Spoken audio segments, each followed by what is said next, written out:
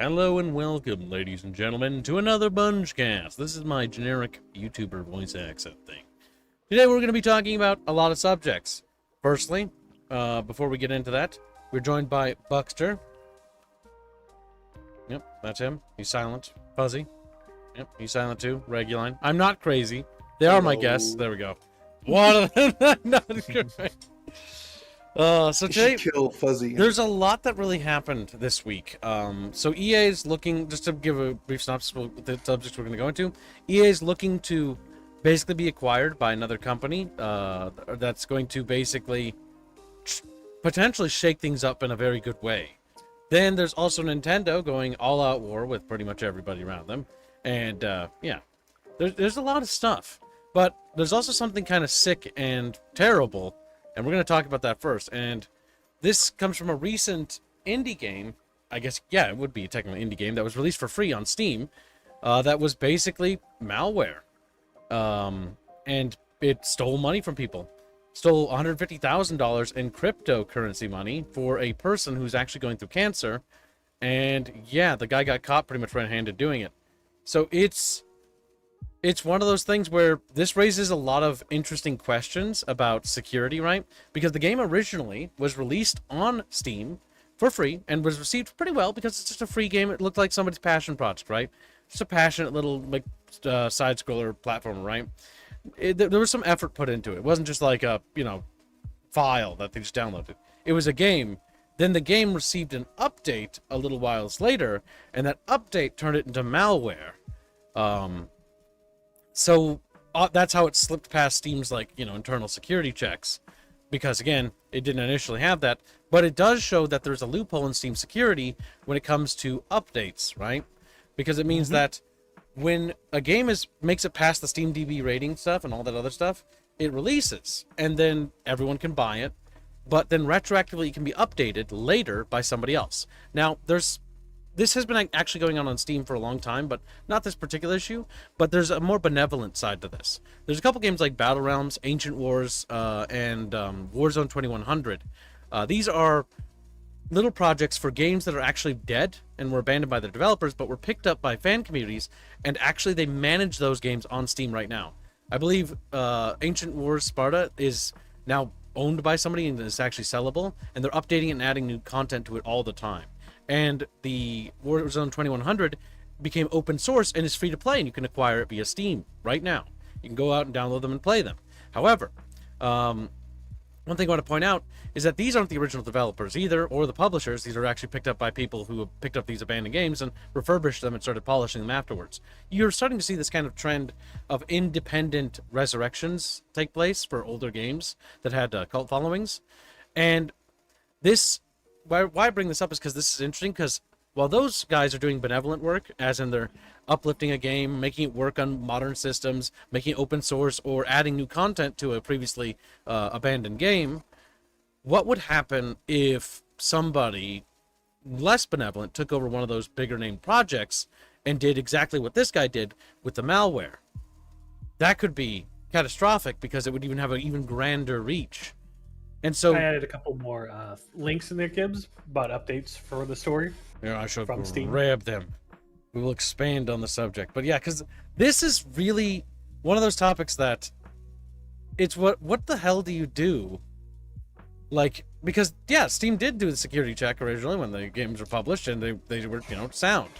But then retroactively they were then patched afterwards with the crap that literally does bad shit. And this is an exploit. I've got a question for you. Oh, go ahead. How often can a game patch itself? Indefinitely, as far as I'm aware. No, how often? Like how often in a row? Yeah, how quickly? Pretty quick.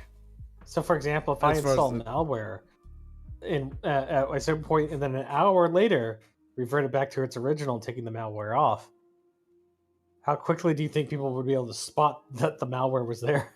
The only way would be through Steam's backend, because when I looked at when we put our game on Steam, there's a lot of things for tracking information, and I believe it tracks all the times you input any updates.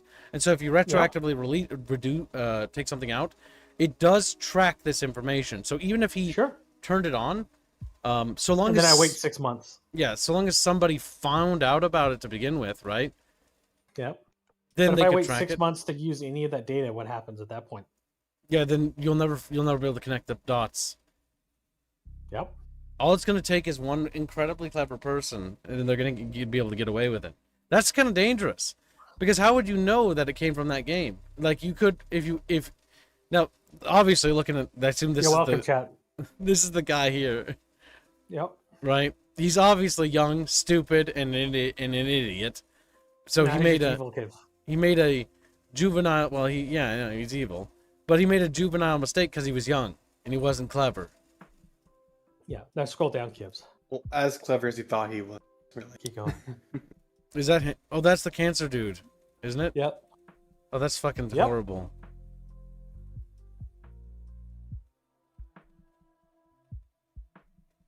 Bringing to a crypto streamer battling stage 4 cancer was raising funds for his treatment via pumped.fund.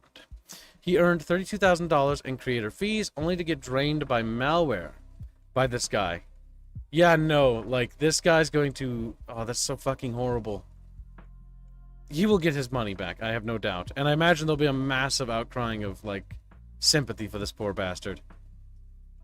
Jesus Christ. Chat, this is sad. But yeah, the game. Yeah, this is why I don't purchase blockbusters. things that are too cheap. Blasters. I mean, this one was literally free. I know. That's how they got you. They made a free-to-play game, right? And it looks like an indie. It looks like, on the surface, it looks like an indie game that's, you know, got a cutesy art style. It looks like they put actual effort into it. They're custom assets. They did a lot of work, you know, in terms of like that. It's not like going to blow you away in terms of quality, right? But they did enough to get past everybody's thing. So much so that the game itself was received very positively out of the 222 or so reviews it got. Which again, for a little small free-to-play indie game that just got pushed out on the market, that's not terrible. But yeah, that's fucked up. That's really fucking messed up. Yeah. It continues. Hello, Rapier. Welcome to the stream, Rapier. Hello. Did you hear about what we're talking about? Yeah, How does this make you feel? angry. Oh, look, Kibbs. They got the. They said something about they did it. Scroll up. Crypto community shines. Influencers donated thousands. Token hype surged to help. Some even called for justice and better platform safety. Good ending amid chaos. So basically, a bunch of people came together to help support them in the end. I mean, that's good. Yep. That's odds That is are good. when an event like this is going to happen. But the one thing that I'm going to say, while that is a happy ending, this scene right here, I want you to let that sink in, right? This guy, like all that dread, all that loss of all that work, you know. Not just work, Kibbs. He thought he was gonna die Yeah, that because he's got stage 4 cancer. yeah, it's not good. So this is one of those things where that's not okay. Like, firstly, a person like this that's going through this kind of battle should not be dealing with stress like this on this level. They shouldn't be. At any point, right? And the fact that that fucker, to put it bluntly, fucking did what he did is kind of inexcusable. Like, it cannot be allowed to stand. And I kind of think that they should make an example out of it. And a pretty bad, like a big one at that. Because when you do this, like when you're that greedy and that selfish, right? That you steal from others, you don't know that money's, well, firstly, that money's not yours. It doesn't really matter if they're well off, if they're doing well, right? But it's obvious that this person here was so horrifically affected. The look of fear and dread on that is palpable. That literally makes my stomach churn looking at it. That's just rancid. But yeah. So, chat, anything can happen to you. Mm. If you have auto updates on, make sure to turn them off. Yes. Also, I'd be just careful on buying games without like first curating them. We do indie games on our games, like we did Grandveer and we did that one YouTuber one, sort of bait one. That was actually really fun. What was it called? Are you talking about the? Something about not human or something. No, I'm not a human. Oh, No, no, I'm I'm not not a human yet. No, I'm not a human. You gotta be careful with those like low entry games where they're not super duper like resource intensive, because they can be made and flipped really quickly. Making games is incredibly easy if you really want to flip a game, where you're just like, okay, what are we gonna do? We're gonna use the base code of Unity to make a simple platformer, and then all we're gonna have to do is expense-wise is just cover it with unique art assets, and you could probably pump that out with probably under $10,000 to $15,000, which is really cheap, and pump out a game that maybe lasts like an hour, maybe 2 hours, after like 3 to 4 months of work. What? Who's responsible here?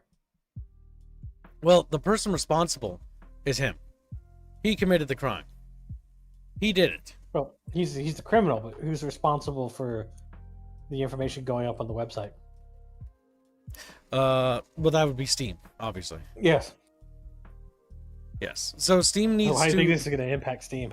Steam's going to have to put in more rigorous security protocols for updates and stuff like that. This could be bad because, well, I mean, it's good for security, right? But security comes at a cost. And one of the things that you got to bear in mind that's going to be a danger is that usually developers can kind of, from what I remember, you can kind of put out updates whenever you're ready. And so we'll be playing games and a new launch game, right? And it'll be like, the developer's working on an update and they'll smash one out. I played an indie game for one of my fellow indie developers a while back, about like 5 or 6 years ago. And as I was playing it, I was finding bugs, and he was literally patching the bugs as I found them. And then all I had to do was close the game and open it again, and the bugs were fixed. Because I was doing edge casing for him, which was just finding like little bugs for him. And he could just do that like that. That's super convenient, super easy.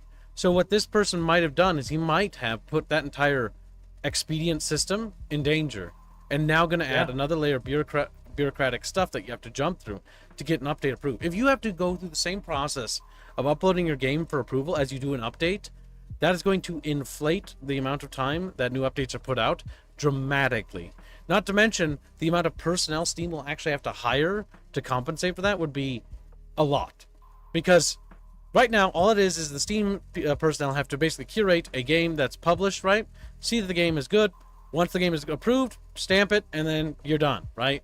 Whatever the game does, DLC, updates, I mean, DLC, you'll have to check it, because it's new content, but any updates and stuff like that, they don't really have to do a whole lot with, because it's like, okay, well, it's approved, it made it past the filter, it's good, right?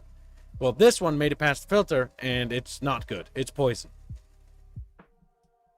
That can't be allowed to happen. Thermonuclear bomb has been dropped into the fucking Steam community, because what's going to happen is that once one person knows that this is doable, they're going to be like, I can do it smarter. This is what they're going to think.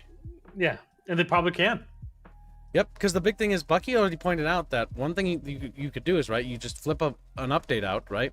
Now, the big thing with the updates, though, is updates are, I think, posted publicly, and they, like, its data is revealed publicly. So, like, all it would take is one person to look at that, skim it, and find it. But the thing is that the fact that they can retroactively do it means the damage they could do could still be severe. And nobody will look at a small indie game or check its updates, more than likely, if it's a tiny game like this game that came out, right? Like, imagine if this guy, imagine if this guy had done what Artemis had said earlier. Imagine if he put his game up, and like Artemis had said, he just didn't activate that code until like 6 months, turned it on, and then waited another 6 months, and then used that information 6 months later to get that money.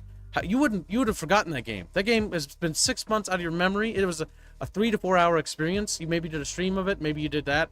Whatever. You'll forget it even existed. That's terrifying. You think that's terrifying, Kibbs? I want you to think about this. If a developer puts a code that's commented out, so it's not going to come up as an executable in your code line, even if it does get scanned. And let's just say you break that code up into 3 separate files, so not any individual part of that code is executable. And then the last update presents a code line that says compile. Yeah, and now it's all of a sudden a problem. So you don't even have to have the original 3 different file sets in each individually being a threat, but combined together by a compiler of some type. In executing will cause the fucking same thing. So there's a ton of different ways to now just blow up all of Steam games. Yep. that are indie. Yeah, no, that's risky because the big thing is what this is going to hurt more than anyone else. It will not hurt the AA's. It will not hurt the AAA's. It's going to hurt the indie scene. Oh yeah. Any They could be extra hoops, radioactive. any extra hoops you have to jump through is not good. Gangs joins $5, and I'm going to read it normally because it would be inappropriate for this particular story. This story makes me angry. Theft on the store, I assume, should be You're not capital. gonna read it like it's No, pronounced, kids. not gonna, because it'd be fucked up to read it like that. Okay. Offense, capital offense. Bucky choice. When I just looked at like shit like this, I don't feel like that's something. Clams, Bucky's choice. Yep. Reguline, what do you want? What do you want in your life, Ricky? Because kids try to donate to the squealy alarm with rapier, so I'm gonna let you. That's a take it, lie. You know that. I've been helping I was there. Chatfish loyally. I'm looking at the current funds and I see what Bino and Show's choices are. God damn. Isn't Show just free herself? No, What do you hers mean is Dino's food. choice? So Show is food in Minecraft, and by Albine is stupid, sexy Lyax. So not No, neither of no. That's something the testers are wanting to do. Oh, okay. Okay. I see That's now. a fund that they have created. Sure. So wait, hold on. Let's to go me. let's go with Simpsons Hit and Run, if you want. Good. Helping What's helping the poor underpowered fund. Simpsons Hit and Run. It's former Ah, Ghost okay. thing, I think. Yeah, okay, that's good enough. And then put it to sour too. Yeah, of course. It's from I'm pretty sure I started Simpson Hit and Run. Oh, it's you? Ghost is like one of the biggest sports. Either way, moving on. Next up we have is does anyone, before I move on, does anybody else have any further things they would like to add about this particular topic? Because honestly, this is I think there's going to be serious things that are going to change here, honestly, on Steam's back end. What's the continues down there, kids? What did that say about the Windows update? Scroll down a little bit more. Scroll down a little bit more there. But highlights risk malware in verified games. Drainers lurking in chats. Pumps.fun has been called a disease for enabling rugs and tragedies. But okay, rug pulls. Okay, that's Yeah, not, rug that's not pulls. necessarily. Yeah, that's irrelevant. That's crypto bullshit. Yep. Right. Nothing to do with games. nothing to do with vidges. Just your cryptocurrency, your Bucky coins, if you will. There's a Polly milestone has from been a Polly. member for 30 months. It says, feed him to Mr. Chippy. Feet first, clams, commander's choice. Thank you for your generous gifted membership. Or your membership. Sour. Yep, there it goes. Once There again. it goes. Yep, there it went. But yeah, so this is going to be interesting. This is unfortunate that it happened. It's really bad. And it's good that the actual victim is actually probably doing better now than he was doing before, because I imagine the outstanding sympathy will be good, and I assume he'll get his money that was stolen from him after this guy gets dragged through the court system. But yeah. That's Some funny. time probably. Why? I mean, much as the he- lawyers will To, take it. to yeah. revert all the stolen No, property. he stole cryptocurrency, Gibbs. How do you get that back? Yeah, exactly. That's right. Well, he'll at least face prison time, I assume, over this, Yeah. because it's theft. Gregors donates £5 and says, "Would it be possible to search the codes for programs that search for a thing of value, even if if split up, it could find the valuable thing? I mean, there might be a possible to write code that literally has a program or a bot that scrapes Okay. a scraper. if Okay. you Well, will. here's a question for you, Gregors. If I say, okay, well, I search for header or browser information, and it goes, and then the system searches for browser info, in the words browser info. Okay. Then I write a script that does the exact same thing, but instead of searching for browser info, it searches, it labels it a different name.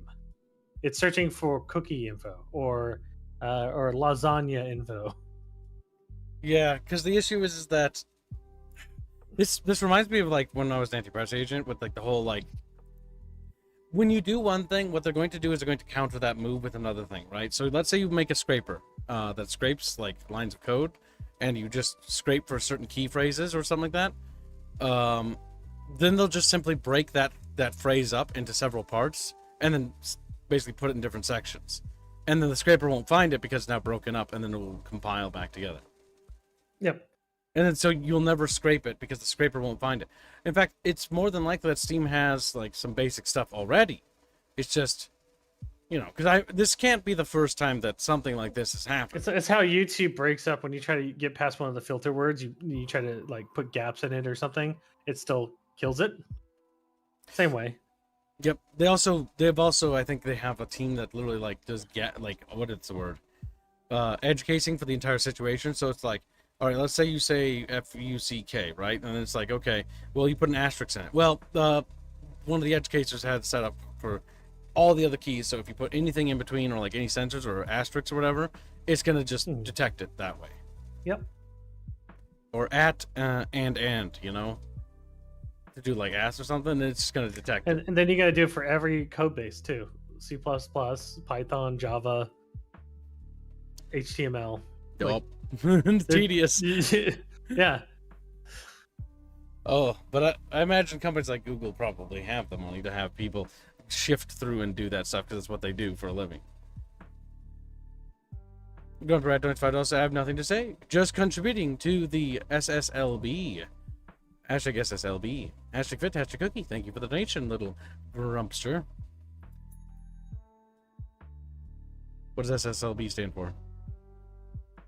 It's Super Sexy Lyak. What?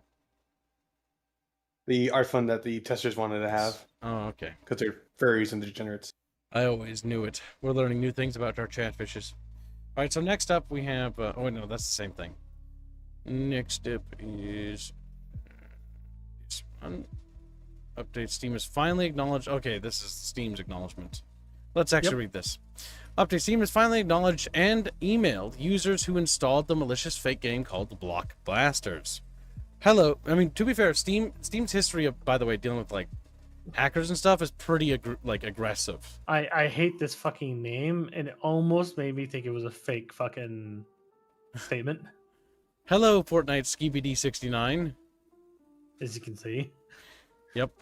We are contacting What a you name. because you recently launched Block Blasters 3872350 on Steam. I assume that's its like product code. Yeah. The Steam account of the developer for this game uploaded builds to Steam that contain suspected malware. The compromised build was uploaded on August 30th, 2025, and reverted on 21st September 2025. So he did revert it as well, like he had an intention there. You played Block Blasters at 3872350 on Steam while these builds were active, so it is likely that these malicious files launched on your computer. The builds containing the suspected malware have been removed from Steam, but we strongly encourage you to run a full system scan using an antivirus product that you trust or use regularly, and inspect your system for unexpected or newly installed software. You may also consider fully reformatting your operating system, the nuclear option, to ensure that no malicious software remains on your machine. Please contact Steam support with any further questions. So yeah, One of the great things about that reformatting, what if they load a fucking bootstrap onto your fucking computer? oh my So god, reformatting does nothing. it's like reformats and it's just like nothing changes. It's like, oh, Because you had to go into the bootstrap code itself to outside the boot are code you to get it trying to fixed. give people better ideas here, Bucky? Yes, he is. True. You're like a security consultant. I swear to God. Like he keeps asking questions about like potential security holes, and then it's like this security hole, this security hole. And it's like, my Swiss cheese. Did you saw yourself in the banner, Kibbs? Says India. What? He didn't say that to me. You're probably talking to India. Vaughn. Oh, is he? Oh, did he? Oh, okay, there it is. Yeah. Not Sure. in the banner. It's in the banner. All right, let's see. Okay, so that's Fucky Wucky, guys. That's Fucky. Yep. Oh my god. Next up we have is something funny to change the mood. So, Republic of Gaming, which is an outlet for Best Buy, right? Or a subsidiary of Best Buy, right? I think it's a subsidiary. It's a subsidiary of Asus, Oh, Asus. Okay. and they partner with Best Buy a lot. Okay, so they're just closely partnered. Gotcha. All right, so they've recently updated their new Ally, which is this. Basically, it's like a Steam Deck equivalent, right? And it's called the ROG Xbox Ally X. It's releasing for about 1,000 buckaroodles pretty friggin' expensive, if you ask me.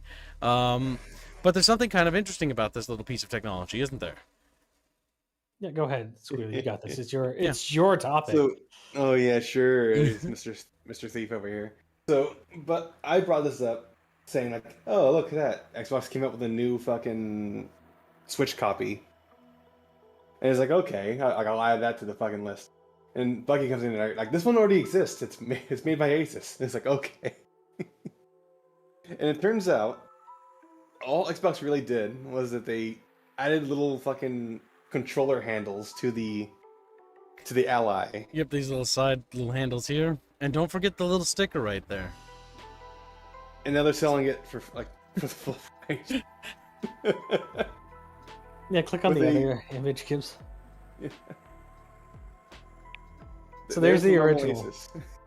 That's the normal one. Yeah, so that's just the All they did regular was one. that. All they did was add a handle. I mean, I guess the they Xbox did. button is new over Yeah. here. Like I like Xbox controllers, but I don't see why you would buy the Xbox version versus having this one. I think it was a good idea. I think Like, it's Xbox. branded. It's branded. Well, Xbox is like, oh yeah, this thing already exists. It does everything we probably need to do. Why don't we just slap some fucking Xbox iconography on there and ship that bitch out? Yeah, rather than having a team of engineers put together a machine, then set up a production line. Because then they'd have to they have to put together. So think about that. They have to put together a team to design a machine with a mission state goal, right?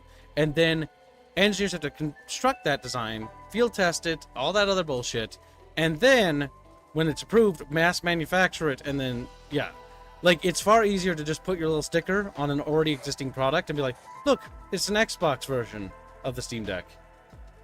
It's got a little sticker on it. It's got a little And then I think the Asus already has basically the Xbox layout for the controller anyway. Yep, even the buttons were the same, ABXY. Yeah, it Yeah. is.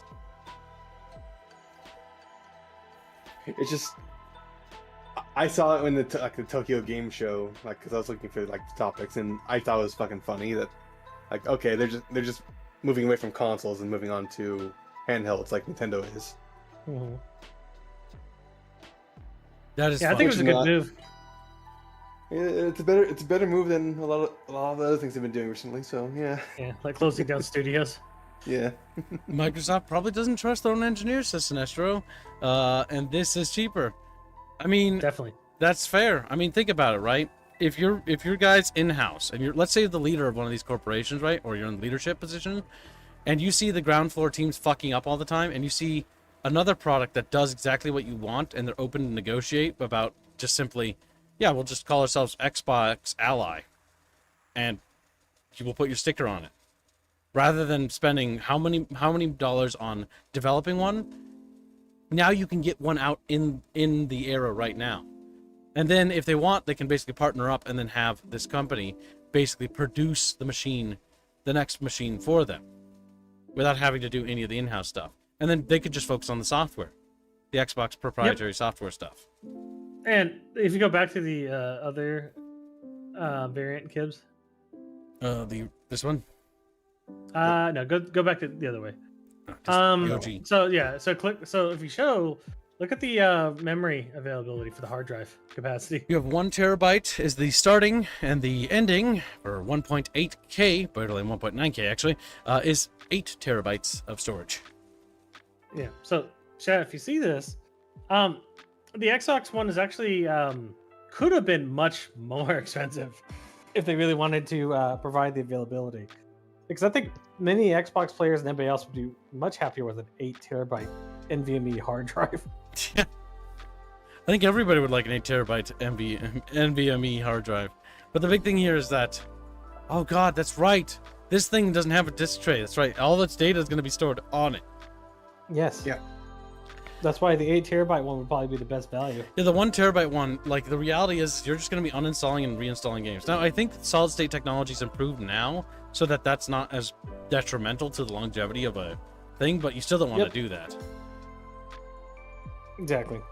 So you're still going to want to go for like the higher storage space. So what is this is the Xbox, right? No. Yep. Where this is? that's the Okay. Xbox One. Yeah. What storage do they offer? Just the 1,000? 1 1 terabyte. And reduced at 500 gigabytes. Yeah, so 1 terabyte or half. So they tried to You get cut one the game prices down as much as possible. Now, if this is ROG, just like Bucky says, ROG is known to be much more moddable. So upgrading this shouldn't be such a pain, storage-wise. Yeah, I bought a $4,000 laptop from them, and everything is built in a way that you should be able to customize it relatively easy by pulling off the back cover. I don't know if the handhelds are the same way. I'd like to test that out. That's actually interesting. I always found these things really interesting. When I went to go to my mom's birthday, she actually was recounting a tale that she was very excited about when she went to an event, and she found somebody playing one of these, and then she was like, "Yeah, my son's working on like a video game and stuff," and they're like, "What?" And they like talked apparently. So wonderful. But there's You feel cringe. some random Minnesotan somewhere is just trying to play video games, and my mom just comes up and bothers him. She's like, "Thanks." Did you sense it that somebody was talking about you, and that it was cringeworthy? Maybe that was one of the bad dreams I had. Ugh, what do you... Stop, no, stop, no. Cringe. But yeah, and I've actually seen people, last time I was up in, like, St. Cloud or, like, near the cities, with these things. I've seen Switches, and I've seen Steam Decks, and I've seen, like, these other brand, like, sort of Steam Deck variants, like, rolling around. So these things are actually starting to pick on. In terms of trend. How about you? Do you see these at all around where you are? Or nay? Me? Yeah. No. I don't look around for random people holding handheld video game skips. Maybe I just like to look at people and see what they're doing. Yeah, I think you're being weird. Tibbs just likes to Nosy. watch. The answer is you just look at the sales numbers and you'd probably figure out whether or not it's catching on. That's true as well. I mean, there's a reason why Xbox wants to get in on this market too. And I think a lot of the Xbox fans would want to do this because they would just have a ability to sync the Xbox system to that game console. They probably have a smart glass technology thing coming that can link them, so you could just play it on your computer, your TV. It's just we're in Prey 2016. The Looking Glass. We're here. We're here, chat. The future is today. Not tomorrow. Today. Yes, you're right, chat. Kibbs does like to watch, apparently. No. True. You just said that. You like to watch people. Oh God. I will not find myself another financial debate with you, Nedry. Oh, there it is. Financial debate. Dawn of War 4 posted a new trailer. Another Yeah, one? it's a game trailer. Okay, go ahead. An engine trailer. Well, hold on. Posted it. We'll look at that in a minute. We got other topics. Thank you for getting I know. more. We gotta get through your first topic, Squirrely. God damn, they're piling them on. Chatfish as hell. I was just grabbing new game releases. So keep going. Then Motorcyclist says, imagine playing Helldivers 2 with Kibbs while you're making a dump. New experiences, chat, for everybody. Like, where? Imagine downloading a virus on that game console. Oh, I'm gonna only cover my screen because I don't know if it's gonna autofill with Is any that Ninja information. Gaiden 4? I'm opening it. Okay, there we go. We're good. Is that guy's name Hashimura or something like that? I can't remember. Weeb. Wham. Ninja Got the Gaiden video comes right out there. October 21st to 2025. So, why did They this? got the female version. What? New game coming out. Let's click on the trailer. Let's take a look at it. I need to pause the other thing. There we go. It's a Robo Ninja, Kibbs. Robo Ninja. A Binja. A binge. Like What? Like Japanese anime. Wouldn't it be Rinja with his R? The ninja clans have fought to keep peace. Look at that rain. The Hayabusa clan in the spotlight. Team But Ninja. your clan, Oh, they're still around. the Yeah, of Raffle course. clan, has always had a secret motive. Thanks. Oh, you want? Oh my god, it is Cyber Ninjas. It's Full Metal Gear Revengeance. We're all counting on you, Yakumo. I like it. It's pretty fucking bloody. It's pretty... Yakumo, just focus on the hostiles. It looks pretty good. Understood. Stop this madness. Stay away from the Dark Dragon Seal. That guy looks straight out of fucking Revengeance, though. It's a fucking goddamn Gundam. Or die here. He's missing an arm. Exosuit samurai kind of thing. Yep. If you truly think you have what it takes to slay the Dark Dragon, We can. prove it. The very fiend that resurrected the Dark Dragon years ago. Even a mortal such as yourself has heard of me? I'm sure. He's a It's not a demon. dragon. That's the fucking devil. Pretty much. That's the devil himself. Please, don't kill him. The whole world's at stake. Please don't kill him. I'm just a female character lead. I have really no story to offer. That's usually how it goes. That's usually how... Oh, and it's Game Pass. Yeah, it's on Game Pass. Look at that, kids. The Game Pass. Well, Now, will the Game Pass Which sabotage? seems to never go well for a game. That's true. It's always risky. I think they pay them now. Whatever the loss is. More than likely. We should have been doing that to begin with, but you know. Alright, Terrible. Gibbs. What next? Next game. Next game. Wait, why do I have these YouTube videos open? Oh, because they're trailers. What? Yes. I was like, what? Did I just not remember to close the appropriate tabs anymore? No. Oh, so here's... Oh, wait. So Oh. pause. Alright, pause, shut pause, pause. Mute. You want to mute it? Oh, it's got copyright stuff. I think it. No, wait. The Battlefield one had a song in it. I didn't watch this one fully. You son of a Yeah, bitch. this one shouldn't have. We made the weekly, so fuck it. Okay. The new Blops trailer, chat. Like Blops.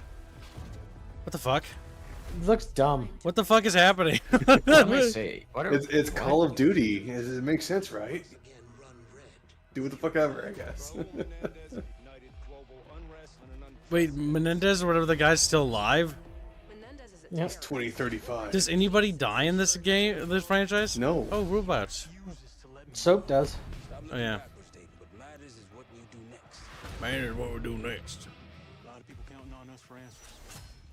Oh, they're continuing the sci-fi one, huh? I hope they actually take this shit into the goddamn what was it? Call of Duty Infinite Warfare. Yeah, because they abandoned sci-fi stuff a while ago. And now they're trying it again? They're having a really bad trip right now. What the fuck is happening? It's the Call of Duty, kids. Makes sense, right? Have you seen Evil Within? Yes, I have. Okay, it's basically that. Metallica. Yes, it's that. Goodbye. Yeah, so but they're it's basing only- it off of a Whatever. really dumb premise. Anime girls! Anime girls! Just like, what? It's Tokyo. We need to show There's something. Beavis and Butthead. Oh my god, please no. Where's Rick and Morty? Ancient. They said they weren't, they claimed they weren't gonna do that anymore. I don't believe it. No. Nice dreads. Or whatever. There's dreads? I can't tell. Braids. I think it's braids, technically speaking. Damn. No more games. This ends now. What's with the... Like, It looks dumb as fuck. It's Evil Within, like Bucky said. like, what's, Yep. what the fuck? It looks like the entire game is set in some kind of snorted Look, high guy, remember Brezhnev? hallucination Remember Reznov? Or fest. not Brezhnev. Remember Reznov? Look, Reznov, Yeah. chat. Right. And it said Mason, so it's basically Black Ops is all about the legacy of a Mason family. If what? It just became about dynasties all of a sudden? It's about Yeah. family. It's about... Yeah, well, it's about Mason from like the past, and you were never meant to be a Mason or whatever the fuck is what she said. So they give a shit about the Mason family lineage, apparently. The Mason family lineage. That's a weird arc we're going down. Now, this guy here... No. That knife, that's not World War II. Because that positioning, I don't think, right? Yeah. Because I'm wondering if they're like, this is like the Mason legacy. And here's Yeah. like World War II dad. Here's like his World War... You know, for a moment there, I was like, they're all Reznov, just in different They're all Reznov. Well, you never actually deal with Reznov directly in the game. Yeah, he's just like a vision. I think he's already dead. He died. Yeah. He died like Because it's all you're dealing with is a memory of Reznov because your ass has been sitting in that chair looking at the numbers yeah. for the entirety of the game. Reznov died like years ago. They was Reznov and she. Yeah, pretty much. Also, if you want to send something to us to look at, feel free to send it to Reguline, and Reguline will post it, and we will look at the trailers that you guys want us to cover, if they're on YouTube and safe. Jake, what? I just want Infinite Warfare 2. You're not gonna get it. It's never gonna happen, Bucky. Actually, no, it probably will. Once they exhaust every other idea, they'll circle back. Yeah. Harlot gives a membership. Thank you for the gift of membership. Very generous. You will be destroyed. It lands on somebody I've never recognized before. Let's see. Where we got? We got Forza Horizon trailer. Wow. Oh no, that's the. It's not actually Forza Horizon. Is it? It is. It is okay. It is. It has all the old timey vehicles too. Car game. By the way, Gibbs, there's a new animated chatfish that you need to add. Yes, that'll be done after stream.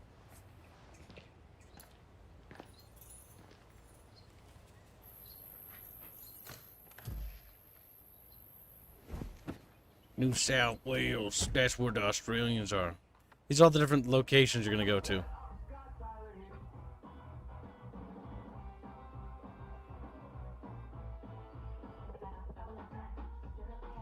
A dinosaur! I hate that music. A hero chatfish. A Japan. A Fukushima. Mountain of Fuji. Or whatever it's called. It's just an announcement trailer. New car game. Okay. Okay. Beep beep. Beep beep. I haven't played any Forza Horizon game. The only car games I've played are like Burnout, so I have nothing to say. I made sure to grab it just because I know some of the chatfish have, and They're just and they were like getting a little beep. It's like beep beep. Well, there's your new car game, chat. You can beep beep all around circles now. No one cares about MTG anymore. Is this MTG? No, it isn't. Okay, I checked. No. Check the acronyms. I was like, what? I have to remember which MTG is referring to. It's a different car thing. Fuck. Chat's like just looking at it like beep beep. Guessing you'll all be drifting. We don't know. It's just it's a teaser. It doesn't mean anything. Really. Mount Fudgy, Mount Fudge, Fudge, Chatfish. Yes, it's Fujima. But Squealy is confused and feminine, and you know how he gets, chat. You know how he gets. So here's the upcoming picture that Squealy sent of all That these. was just what they featured in Tokyo Game Show. Yep. So the game titles we have that we know of: Age of Mythology Retold. That's an expansion. Call of Duty Black Ops 7. The Ninja Gaiden 4 game. Another Microsoft Flight Simulator. I've not heard good things about the last ones that I remember. A new car game, Forza Horizon. Anemo, which looks very Japanese. Rhythm Doctor, which looks like it looks like that Rhythm beat game. Yeah.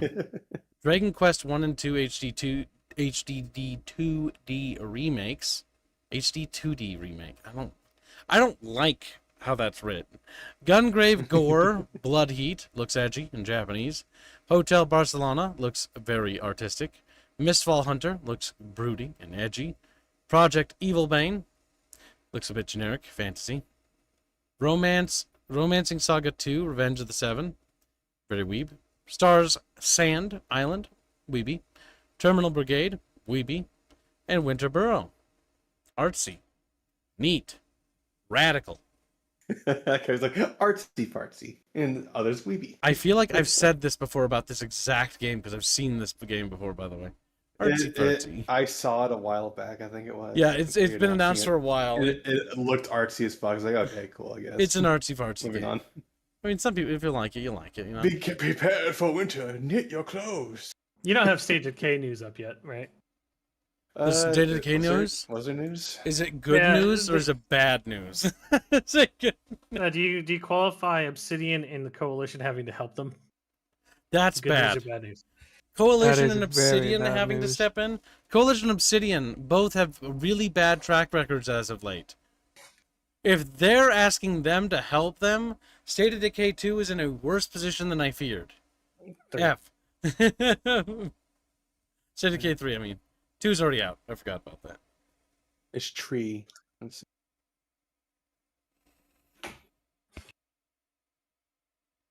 Where would that information be posted for me to grab? Or else would it just be No, while you post that, we're going to Article. continue to progress through these articles. Oh! Continue without spoiling it. Yes. Video game maker EA in advanced talks to go private at roughly $50 billion valuation.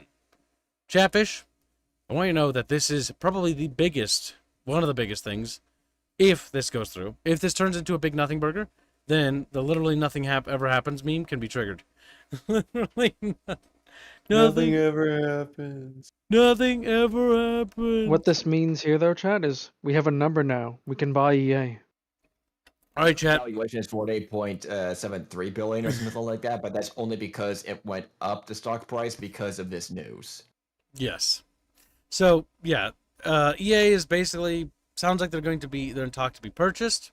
Now, by whom? Little Fuzzy. This is your article, right? Yeah, I think it's yours. Yeah, it was actually posted by I think Bafios posted it, and everybody's been spreading the news, and it came as a surprise.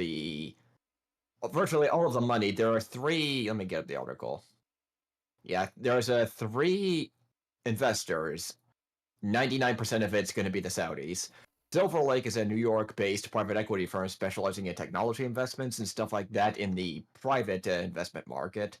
And the other 2 are both Saudi money, the public investment fund, likely through Savvy Gamer Group, that's their gaming arm, and also affinity partners by Jared Kushner's, who got most of that private equity money from the public investment, the Saudi money, and is also a former member of the Trump administration from the 2016 presidency, which also explains a lot of this, as this large investment comes into talks right after earlier this year.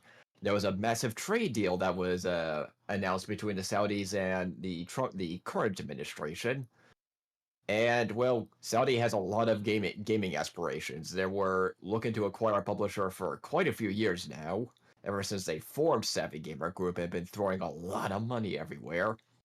The 2 of the big ones were EA and Ubisoft, and right now, given the current economic market and investment market, EA makes the most sense, even though it's a exponentially higher price tag for acquisition compared to, say, Ubisoft. Yeah. So this is pretty big for a couple of reasons, right? So EA under its current leadership hasn't really done a whole lot. They've toyed with the idea of occasionally bringing stuff back. Like we got the Dead Space remake from Motive, right? And that was received pretty well to critical success. But we don't really see a lot of movement, and the Dragon Age we can't not talk about it. For every time it's a wild card. It's a wild card because for every time EA puts out one good game, they at least put out one equally bad game in reverse. Now, as to why they're going private and EA would want this, well, there's actually more going on in the investor reports for those that kept at least an eye on it over the past few years. The stock price is relatively flat over the past 5 years, and it's only been maintained through a stock buyback program EA's been doing over time to keep up the stock price as basic supply and demand. They're trying to lower the supply of stock so that the price stays up. And EA, despite the cash cow of the sports games, that has shown weakness recently, and their other gaming ventures like with Veilguard, 2042 on Battlefield 5, and various other indie projects that have not really generated returns. EA is in need of what's the word I'm thinking of? Kind of re-strategy and refocusing, which requires significant investment in a major move. And right now, especially with the current Trump administration easing a lot of that regulatory burden that makes these large mega deals and restructurings really hard, now is the best time to do it while there's a investor that's willing to take a massive risk. And let's face it, the Saudis have a lot of money to make a major risk like this. So it makes sense on a lot of grounds. Well, now, I don't really see it as a risk. I see it as if they acquire this. So let's quickly just recap something. So while many of you probably don't have particularly high opinions of EA, right? Many of us quite easily forget that EA actually sits on one of the largest gaming treasure troves of IPs and in gaming as a general. And I mean, truly, some serious mountains of stuff. They've got the Medal of Honor franchise. They've got the, like, literally Peter Molyneux's work with Bullfrog and stuff like that. They sit on that. The Dungeon Keepers. There's so much stuff. CNC, like, there's so much stuff. The SimCity. Oh my god, like, so much. So many IPs sit underneath an umbrella. If that could be acquired, investment potential-wise, and with actual competency, EA could be the biggest titan on the block. They should be, by all rights, considering the IPs they hold. They just sit and they do nothing with them, right? Like Dead Space. Like Battlefield's making a recent comeback. Dragon Age is floundering. Yep, Mercenaries. Like, there are so many games. Most of the games behind me, like Burnout and shit like that. Like, all that's EA. Like, most of my gaming library of the old games have Command and Conquerors. logos. Yeah. Like, they have everything. And literally, if they actually do acquire them, the value of that investment, I think, would be able to make itself back if they took advantage of all these big name properties that are just sitting under their umbrella, collecting literal dust. Yeah. It's important to note that every time you make an investment like this, risk is always a factor. That's just the nature of how these money plays work. As to how it will play out, the Saudis, to look at it from the Saudis' perspective as their interests here, they need some kind of goodwill in the Western gaming market and the wider sphere. And EA has a lot of potential to garner that goodwill, as they don't really, except for Monopoly Go and a bunch of mobile games that most of the dedicated gamer base doesn't really care about. They don't really have any big AA or AAA games to show for. It's like nothing. They've mostly made their plays in the esports sphere, and other gaming service sectors to say, and this is their best shot. The big thing here is that, okay, so close your eyes and picture this for a second, everybody. Imagine EA being acquired by them, right? And the first thing they do is because there's an upcoming Mass Effect game that's going to be big, no matter how you slice, it's either going to be a big, colossal, skeevy disaster, like just absolutely nightmarish, or it's going to be either hyper mid under EA's current administration, if I had to guess. Like, it's usually going to be either or. But if you have these new guys come in and they push out a lot of those enforced ideologies, like the SBI stuff, right? And DEI. Yep, all that other bullshit. Pronouns. And they push that out, and they're like, no, just make good games. They revive the Dead Space project, bring us Dead Space 2 remake. That would instantly be a huge hit. They revive the CNC franchise, that'll be huge as well. They bring back Medal of Honor. Like, they bring back fucking SimCity.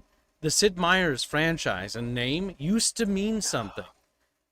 So here's one of the big things that Kibbs is forgetting. Kibbs! What? When you play those phone games, or you watch people play those phone games, do you know that, like, for example, Girls Frontline and other of those as in the Zone Zero games, you know who's the top ranked people in those games? Well, people in those games, Saudis, aren't they? The Saudi princes. Because the microtransaction. There's literally a Saudi prince that makes it his goal to be one of the top players in every game. Does he even actually play them, or is he just like he's paid to win? Obviously, like, it's not even up for debate. It would be a real fucking Chad move if it was actually like merit based though. But I guess in a way, paid to win is merit when you think about it, because he did get that money, you know. That's how they view it, kids. Like they have the money, so Gregor's gift of membership. Thank you for the gift of membership. Very generous. And he has his own Steam account, by the way. You can just go fucking look at it. Polly, they wouldn't make the GLA good guys. So the GLA is based in like Iran, and if you know anything about Middle Eastern relations, you'll know that the Saudis do like Persians. I think the GLA will still be the bad guys. I just think that the US will have a new ally that will come in and, you know, save the day or something. That's usually how this goes. Like, let me remind you of a trend from the 2010 era, all right? Let's get in our little time travel machine and travel back to a different world, right? There was an age and time before pre-COVID, before that disaster happened, where Chinese simp movies were a thing. Like the Transformers had a simp movie. The Pacific Rim movie had a Chinese simp movie, the sequel, which was horrible, where it was just like Sino simping is what it was. Where it was random Chinese like adverts everywhere, and like it was like trying to appeal to China. That's just not a thing anymore, chat bros. That's over. I just want to point that out real quickly. Yeah, apparently the Saudi prince plays a game called Sweetheart Yuki Yukio. Some fucking weeb game. He's a weeb. And he's yeah. I mean, unsurprising. I mean, they're building a Dragon Ball theme park right in the kingdom. That's amazing. I'm not joking. That was enough. He says he's level 274. I don't know what the level in Steam actually represents. No idea.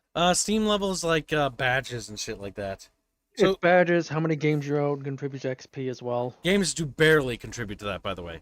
It's mostly badges. It's milestones. It's games milestones. It's mostly badges. How many games you own? I've got like 1.5 or 7K games or whatever, and it don't fucking matter. It's literally down to badges. Yeah, 755 badges. He's Steam card trading, which is fucking why even. Actually, no. Why You can not? just buy the cards off the market and craft the badges. Yes, that's what I mean. He's Steam card trading. He's buying them. That's what he's engaged with. You can just buy the Steam cards and then buy badges. Why you would do that, I do not know. I cannot for the life of me know. Like, have I made badges? Yes, I think I have because I've actually earned badges with the Dune stuff. But like, I think that was like Dune in like 2 games I've ever had badges. And I pressed the buttons, you know why? Because I was bored.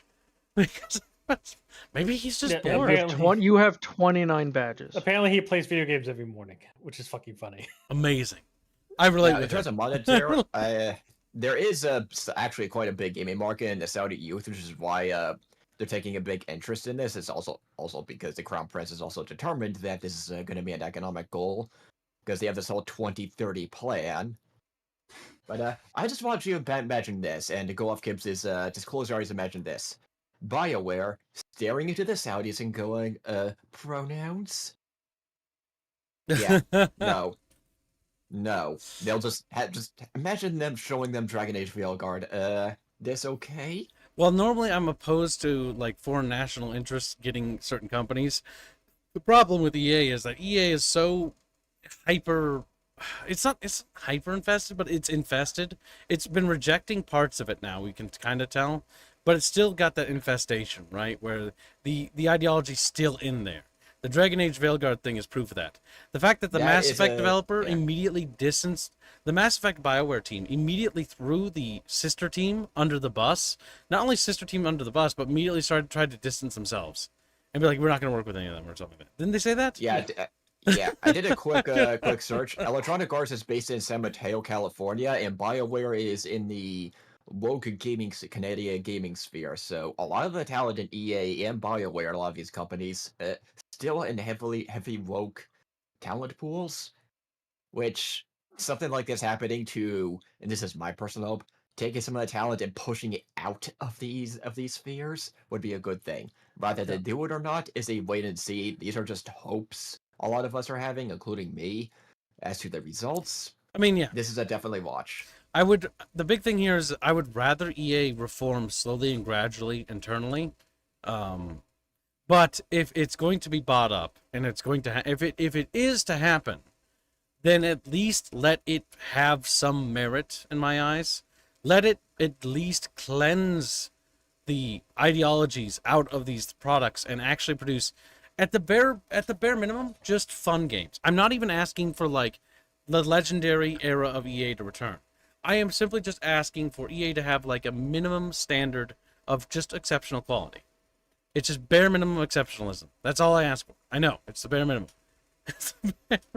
I want EA to turn out Dustborn over and over again.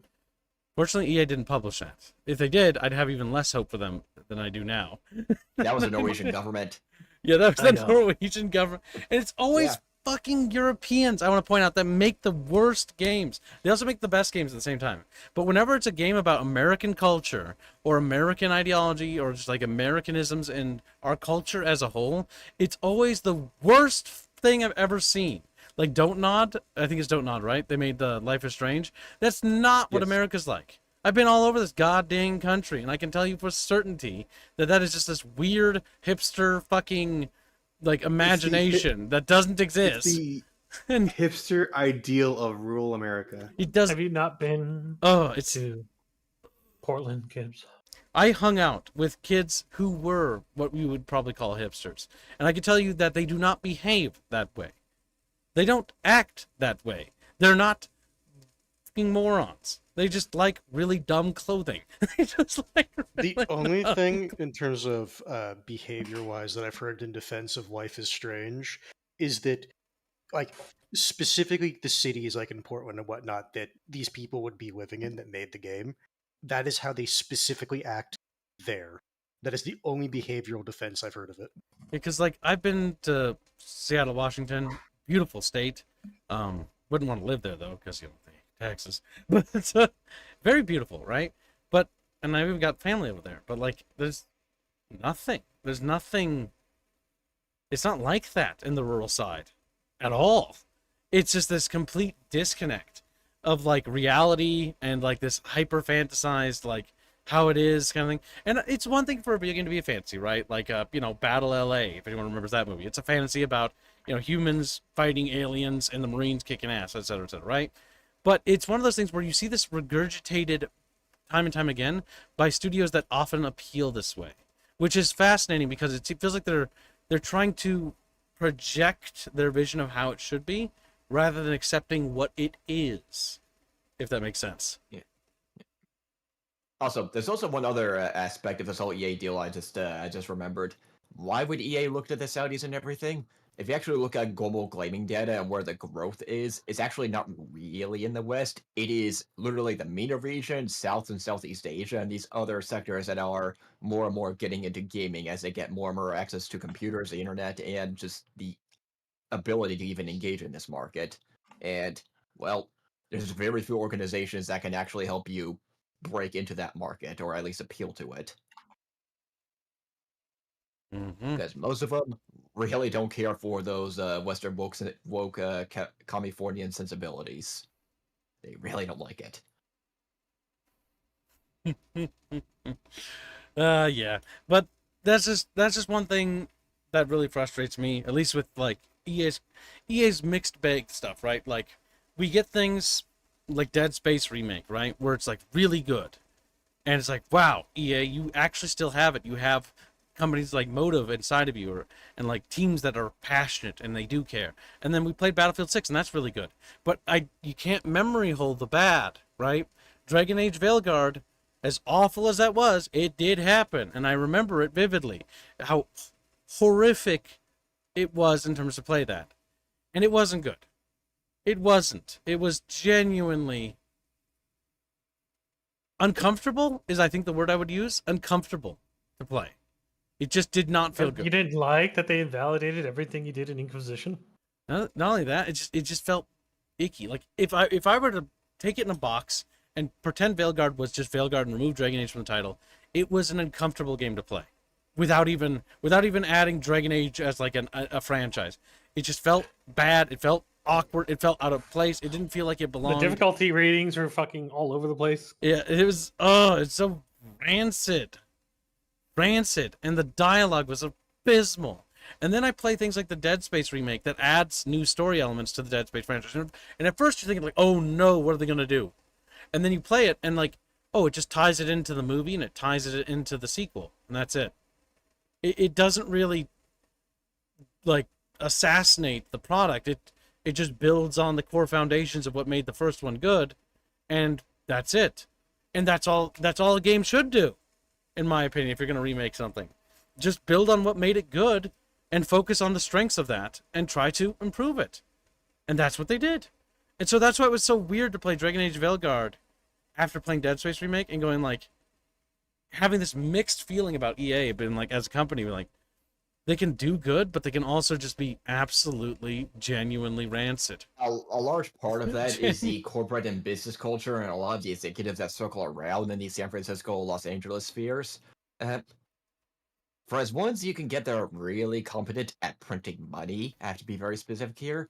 they can also be very fort-sniffing, very high on their own horses, and very delusional about the realities of the market. It's like, for as much as they can print money, they can also lose a stupid amount very easily.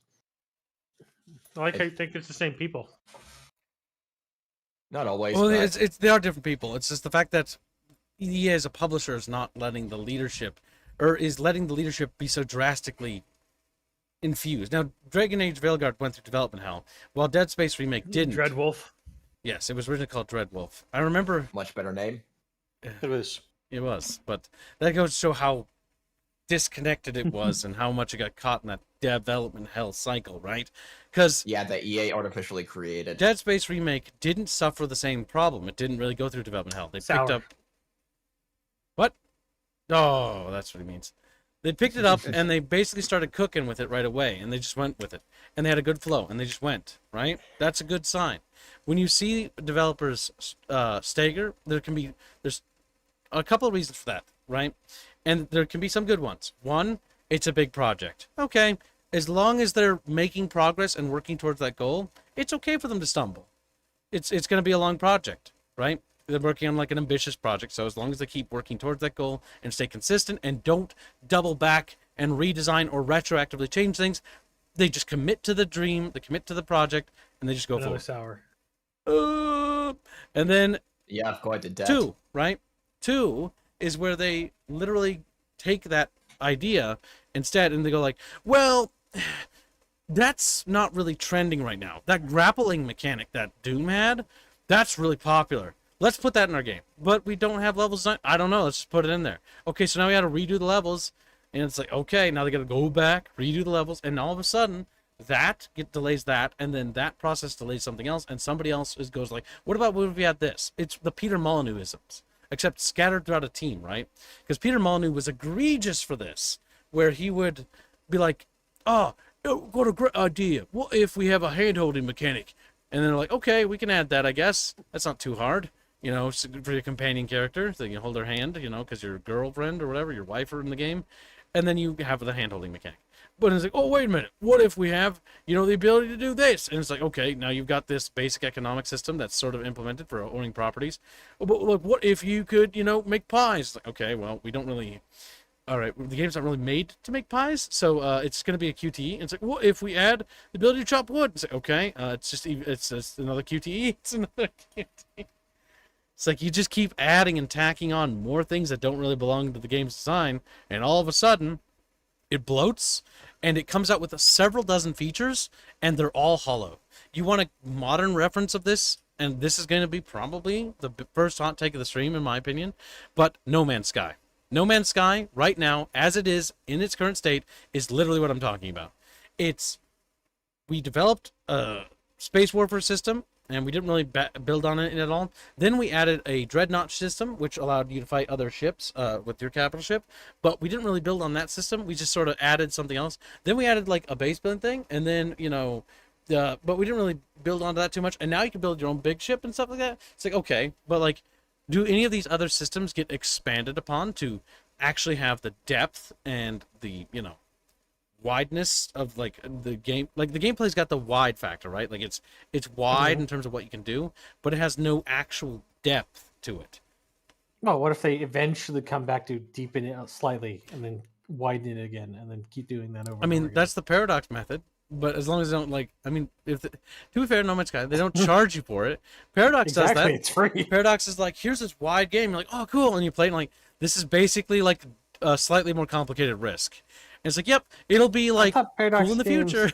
They're based on... I thought Paradox games did they do European Universalis? They do. They Stellaris, Europa Universalis, Hearts of Iron. Okay, so Decay. they take away parts of the game and then bring it back to you. Yep. They charge you for it. They charge you for it. Now, usually, Leo wishes to contest you, Artemis. Usually, at the end of this process, by the way, the future Paradox title usually is stronger than the previous title, but at what cost? What? I will allow it. What?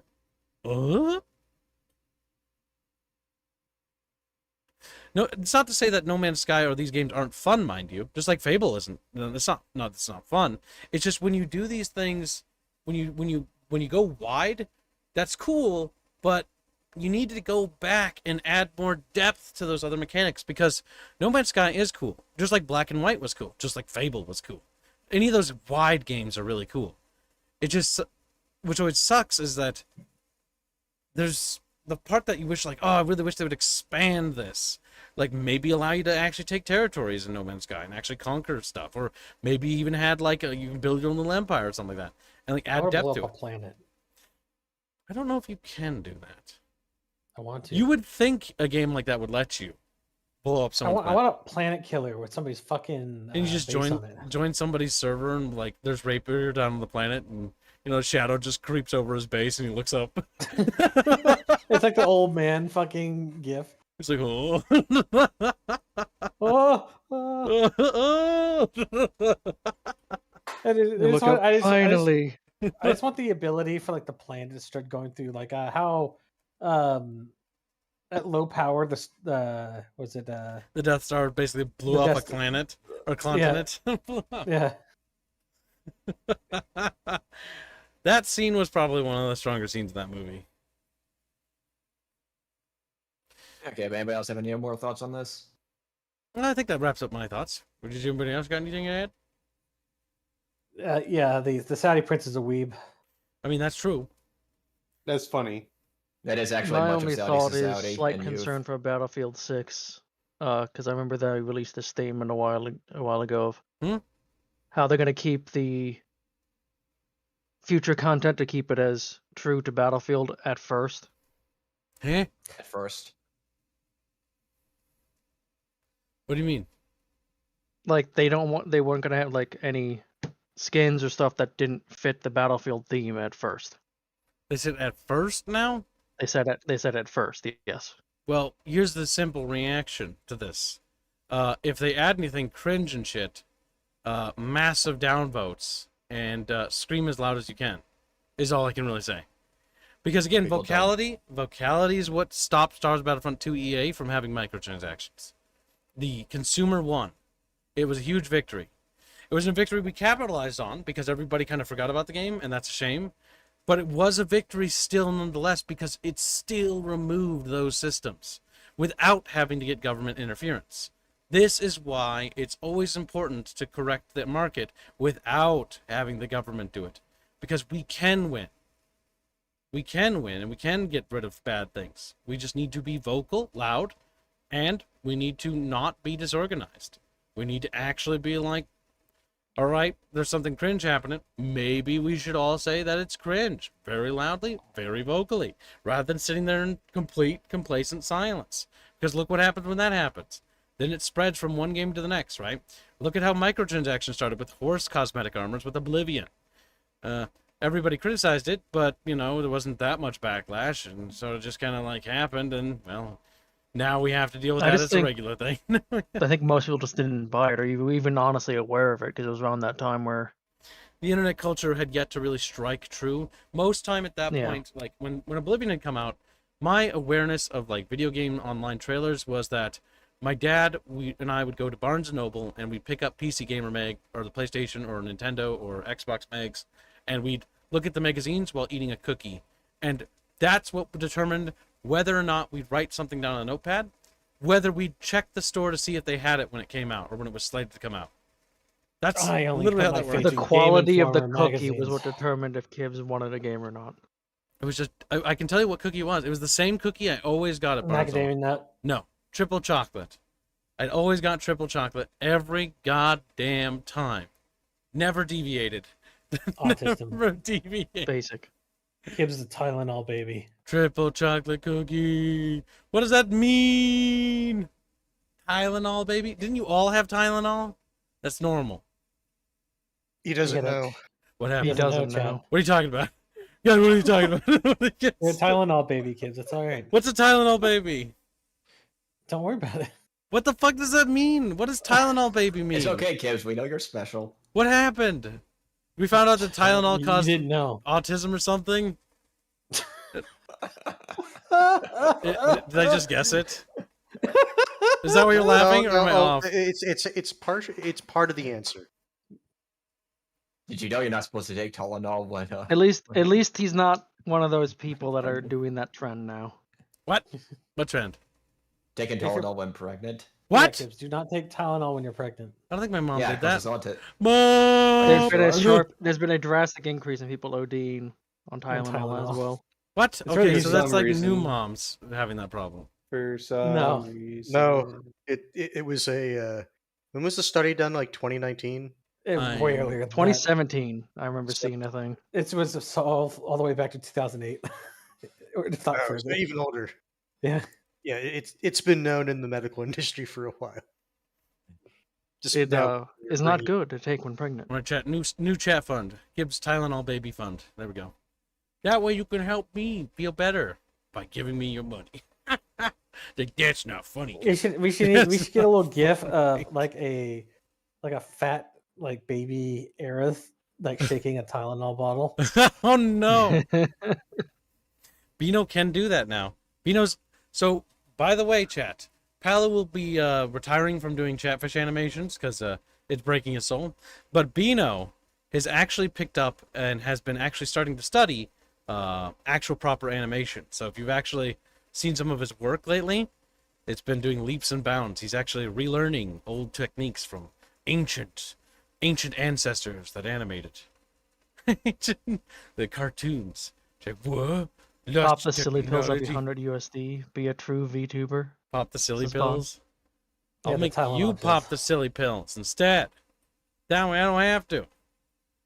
Tylenol made Gibbs autistic, which is a turn made him. No, can't. I'm not reading that on YouTube. That word's basically the N-word. Basically the N-word as far as I'm concerned.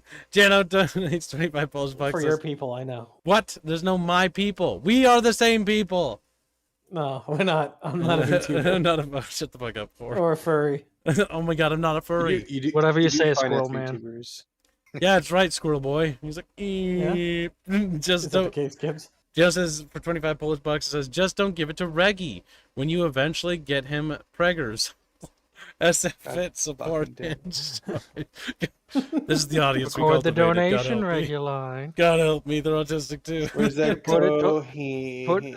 Put it towards the Preggy Reggie art. Preggy That's Reggie? thing. Where is that? Is that some patchy fucking No, he thing? didn't say that. He says not a thing. support. Hand's choice. Hands could Hand's start one choice. though. What is Hanji's choice? Hands don't stop. We don't need more Preggy Reggies, That's gay. Is Yeah. Dinotopia fully funded, Hands? Yeah. unfortunately. I'm gonna say I'm scrolling down. I don't see You it. can pull a Bucky and We- make sure he we- plays it from more than one stream. Yeah, we can start at a second day of Dinotopia. Don't you fucking dare. I just had to fix chat. So, oh my god. So chat, sometimes you guys start like funds for things and then like you forgot you completed it. And so they started funding Myth again. And I'm like, there's no way that they want to fund me playing the same game twice back to back. That doesn't make any sense. And so I had, and like everyone's like, no, like Well, they it probably doesn't do. have to be back to back. Like they didn't realize they had completed the fund, and then they started another fund to play the game again. It's like, chat, stop, chat. You already got one. The art's in queue. Patience. Like play it again. Encore I before the must head to stream work, even though. starts. Good luck at work, Right. Champos. Have a Thank good you. one, everyone. Yep, take care. Good, have a safe drive. See you after Take care. work. Wow. He's dead. Pregnant Reggie taking Tylenol? Sounds like a job for you, Bon. Of course. 2 lines on a piece of paper, and you got your Reggie. 1 straight line for Pickle Father spelling, wants and a a curved Craig line And a hashtag, so I don't know where that's going. If he wants an art piece or he wants change my name. Chat, I would just take the art piece. That's more value than changing his name. Because then you can, put it up on your wall, show it off to your family members. I funded this. Get awkward stares at the Christmas. Don't get invited back to Christmas. Why do you guys have Christmas dinner last year? It's like, don't invite the Preggy Reggie guy. Reggie, this one. Reggie, This one. just fucking like a 6-year-old pointing at a piece of Well, paper. Gibbs, coincidentally, On the Excel, I am. that Preggy Reggie might happen. This one, okay. The You got Preggy a Reggie crack might me. happen. Oh, nice. Yeah. Good shit. What do you ever say? Just so chat knows, when I do that, I could type in the number myself, but what I do is I highlight the cell, and then I take my arrow keys and I just kind of circle it and then go back and forth. over the I would spot. be mad at him, but I do that to Rapier just because it's funny. You guys are assholes. Oh my god. You guys now I know why Rapier sounds so fucking drained all the time, because you guys are fucking six. Oh my god. He sounds drained because you guys are killing him. All of you are Tylenol babies, every one of you. You are as well, don't you dare. Negative Ghost Rider. So like Negative whenever we Ghost make Rider, don't mistakes you on fucking say that to me. so whenever we make mistakes Pattern on the is sheet, full. Rapier complains about it, but when he makes mistakes on the sheet, we make sure to rub it in his face, and he gets upset about that too. Oh my fucking god. You guys are such fuckers. This is the reason why you guys, oh my god, they take petty jabs at each other on this goddamn channel all the time. Like, I'll be sitting here trying to have a serious conversation, and they'll be like, petty jab, petty jab. Yeah, but when I do it, I'm the streamer, so it's okay. Notice how he tries to distance himself from that? It's like, they do rules for ye, not for thee. Yeah, for thee, I stand above thou, or whatever. I don't even know. Leave me alone. Why don't you just elucidate us with more, pre-World War II Germany kids? World War II. You're not gonna trick me here. Hold on, because he might not know what elucidate means. I did. Listen, this is how you find the perfect woman, okay? If you can sit her down and start talking about the various reasons as to why Germany declared war in World War II, and she sits there and looks at you with interest, then you found the right one.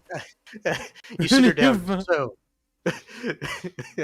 So the Battle of the Bulge. Let me go into artistic detail about why this could have been Germany's last chance. Germany could have turned this around at this point. Is your wife a Tylenol baby? or better yet, so the Molotov-Ribbentrop Pact. Molotov. Molotov. Yeah. All right. The Tylenol Ribbentrop Pact. Yeah, exactly. I'm not gonna. I do forget that Molotov was actually his name. Yes, it was. That's where that came from. Trivia fact. My mom always said that they need to bring me to trivia night, and I know they're just trying to use me to win prizes for cheap games. Yeah, she's not hiding it. She's flat out telling you. She's like, they have a special needs section of the game. Oh, we should bring my son, because like he can help us with any of the random fucking facts about World War II. Random. All right, let's see. Nerd. So, Battlefield 6 announcing PlayStation Family app for the parental controls and family management. That's PlayStation blog. That's just an advertisement on the top. What? Yeah, I was gonna say, what is happening? Wait, where's the actual article? Yeah, you're reading it. Announcing the family app. Oh, it's just how the Sony designs its website. They like to throw advertisements. Why do they do that? Around. I was like wondering why Battlefield it's 6 on my website. I know, it just fucking confused me. You should know this. Back to the article. The next view is just a summarization of the continued push for, well, all this online censorship and how it's affecting gaming. And, well, on paper, yeah, parental controls for games for a little kid for underage is fine. But let's see this first. All on its own. With the push of a button, the PlayStation Family app helps you keep everything in check. From playtime to spending limits, it's all managed in one place. Oh, that's actually pretty cool. Every kid is different. That's why the app helps you create profiles to track playtime, spending, and more, right from your phone. Playtime isn't one size fits all. Set the rules, then shape them around your day. Some play, some pause. Find the rhythm that works for you. Purchases, game requests, and more. Let them ask freely and keep the choice in your hands to say yes now or later. All the tools in one place. Choose what fits your family. The PlayStation Family app. They've digitized my childhood. Mom, can I play this game? It has name on it. No. It's like, Okay, so they can't digitize everything. They cannot simulate throwing a half empty bottle of beer at you. My family never did that. My family is awesome. I love my family. Sorry, wine bottle. No. Just because we're recounting Squealy's life story doesn't mean it's I really. was never He's abused. like, shut up, dropped, baby. What? What? He did get I was dropped. shot. I was shot by multiple people at different times in my life. Oh my I had- god! It explains That is so Squeeze, much. and Squeeze, no, and then Squeeze Dad says, "You know, if you show the pictures in reverse, it looks like I'm saving you." That's fucked up. Where did you get that from? It's the Simpsons. Oh my god, Yeah. Simpsons! Are you? I hate you. Yeah, It's money. Seki Jokes donates a generous £5 and says, "Wait, did we read Pickle No, you Fathers?" skipped that one. Okay, yeah. Okay. All right, hold on. I got back up. Pickle Father donates $5 and says, "Wait, I have had a cursed realization. Is the reason for the bucketfish's retardation explained by the bucket being in fact a bottle of Tylenol?" Chad just looks at the side of their bucket, just says Tylenol and it faded, like, Their head deflates. I don't need that bed till. Why was it inflated before that bed? What the fuck? Were they holding their breath? Because when they gas, they let out all the water.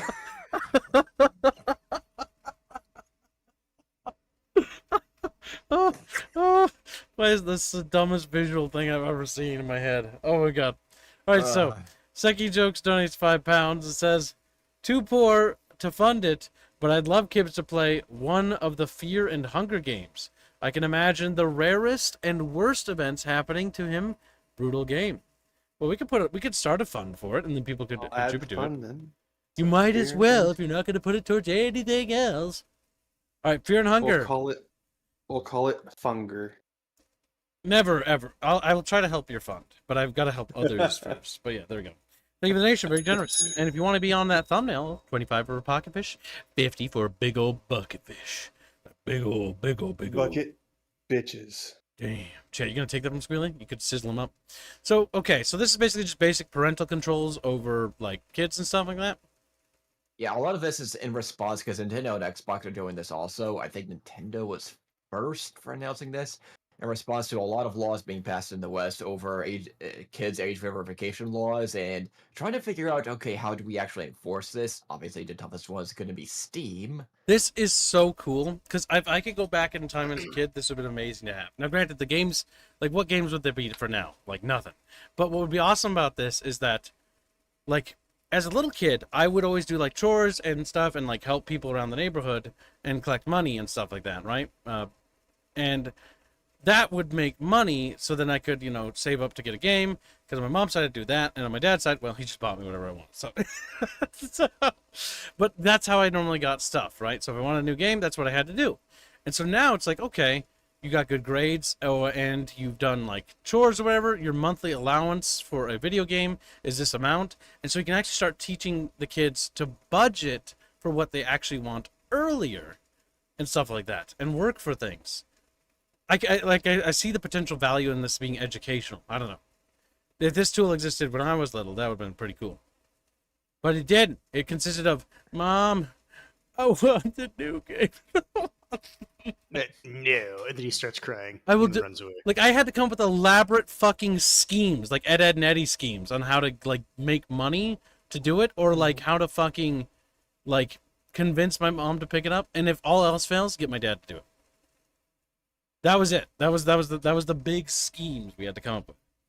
There was much strategy, and I don't think I have them anymore, but I had, like, documents written in notebooks about these schemes and, like, bulletin points about different points about why it'd be educational for me to play this game and what educational value it could bring. What year was this, Gibbs? That was like 2005 or 4. It's like, dude, I can imagine a school teacher seeing this notebook full of this shit. It's like, oh my god, it's a manifesto. It's a like, oh, no. he just really wants his dad to unground him so he can play Star Wars Battlefront 1. Because I just got one fucking F, okay? Like, it's math. Like, who cares? Who cares? But of course, You know what I would do I if I was can't. a professor Oh my god. and I found that notebook? I'd write notes in it, basically pointing out, this is a lie. He said this in class. Even if it wasn't true, I'd just That make it memory's up. gonna stay with me till the day I die. My dad buys me Star Wars Battlefront 1 when it came out, and I Grounds just you immediately. had to look at the box, and that's it. I got to look at it, and look at the back of it, and read the manual, and then go to bed. For a week and not even touch it. Oh, what a torturous thing. Either way, my Got money. childhood lamentations aside. Calco donates $2 and says, it's time for Kawio, hashtag Sonic Racing. Thank you for the donation. Very generous. What? I don't know. He's just, he's got the. Did you not read that correctly? It's me. Oh, it's time. It's a me, Kawio. Oh. It's a me. I didn't read it. My eyes, for whatever reason, just yes, I know Tylenol. Baby. unfixated on the text and just looked at the blueness of the background. Honestly, I'm gonna grab the bottle. Shake it out of the background. It's very blue. It's very The jingly keys. Kip likes the jingly keys. Catfish. Now on the okayish side of parental controls let them give the parents better tools to help keep an eye on their kids. If you go to the next one, we have the other side of the talk. Oh my god, cookies. Cookies. Don't you like cookies? Now, because Europe and UK can't help but be a massive pain in the rears, of course they have to crack down on everybody in the name of the kids. And this is just that. And well, more people are more and more exposing, even though this is an old article, exposing just how a lot of this is finally being implemented. Because the way Europe works, they take forever to implement some of these regulations, and now all of this is finally being implemented because it was happening in stages. Do you have a license for that, Winks? No, I don't. American. Do you have a license for that fucking floss dance emote in Fortnite? Start beating the kid. They don't even just beat him. Oh my god. Doesn't matter. Beat the kid. Oh, flossing in the streets? That's Fortnite TM. That's Fortnite TM. But yes, the thing is, those parental control systems and stuff like that are very good tools for basically making sure that your kids, don't play too much video games and balance that and stuff. That's actually really nice. But the big issue is using controls to restrict people, like a la China, where it's like, you can play video game for 30 minutes. And it's like, what? But it takes 20 minutes to load. It takes Now, as a result of all of this legal jargon, along with them having, from what looks like 3 categories for type of company, depending on the scale of it, like say if you're Discord size, or you're a much smaller company, of which that could go on for on and on. Just to get to the, I think if you go to the screenshot I posted of a quick list of what kind of features a lot of these laws are starting to affect. Direct messaging between players, in-game chat like GTA's online social club messaging. If I recall correctly, in certain regions, that's just being outright removed. Engaged voice chat, clan groups and systems, any kind of social features. Europe, UK, Australia, they're trying to force this on everybody, including outside their jurisdictions. Is this related to the Roblox thing? I was just thinking about it because I saw the name Roblox here, and that there was a recent Roblox disaster debacle thing that happened. With all the child predators on it? Yes. Yes. Because Roblox does not even do the most basic of policing on their platform, even when it was clear, obvious, and they got direct reports and evidence pointed to it. You have people that have nothing to do with any of this that are getting their social features restricted in UK and Europe, and it's just becoming an outright surveillance state where, in the name of protecting the children, you must let us surveil you 24/7. It was a surveillance state before. What are you playing? What are you doing? What are you buying? Like your fucking surveillance guy as you level up is like, ding, grats. And it's like, what the fuck? One thing you're finding funny is that VPN providers are seeing a surge in business in these jurisdictions, which... Oh, they're about to ban VPNs. I don't know if they'll be able to fully ban it because of the existence of the dark. It'll be the logical next step for them to do. No, they've already started. Yeah. Because the governments are just going, we don't care about your privacy. Screw you. We're finishing our unofficial. They're making the unofficial surveillance state official, and this is just what's been going on the past few years now. And the only country that's fighting back is the US of A, where trade talks are getting I don't know how heated, but definitely heated, because of all this, because they're trying to find U.S. companies, and you're actually seeing this 4chan, which is literally asking the Trump administration, please help. When the UK tried to find, because 4chan is refusing to pay UK's fines over this online safety bills and all of this. Yeah, they don't have to. Outright tyranny. Yeah. Because, say, if you're a US company and all of your assets are in the US, even though Europeans can access it, as of right now, if they try and find those companies, they still have to ask the Trump administration, could you please enforce this? And from what it looks like, at least the impressions I'm getting, Trump is just going, no. Yeah. All right, moving on. Yeah. That was just an update on all of that nonsense. We'll have to see how it plays out. Next up we have is a loading screen. This is the Battlefield 6 official live action trailer. The world is a vampire. Oh my god, they're using this. They use this for Dead Space 3. Showtime. Yeah. Just keep using the same music. Somebody Zac really like Efron. The Call of Duty one used fucking Metallica, so what do you expect? Okay,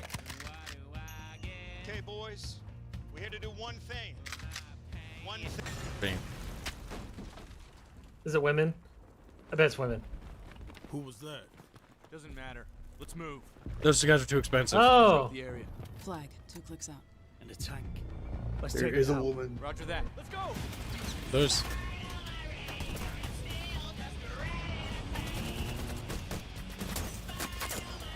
Light it up! Okay, I like this. Yeah, it's very 2010s, honestly. I see what they did. They got rid of the casual bullshit. Yep, and went They for killed them off. hardcore.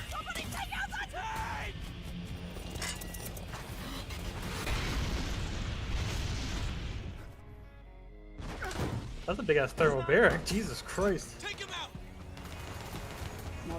Look, he's Playing on using the an Steam Asus. Deck. That's a wipe.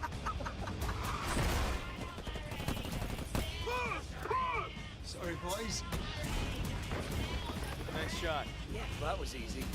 This is it. I see the flag. Say when. Sending.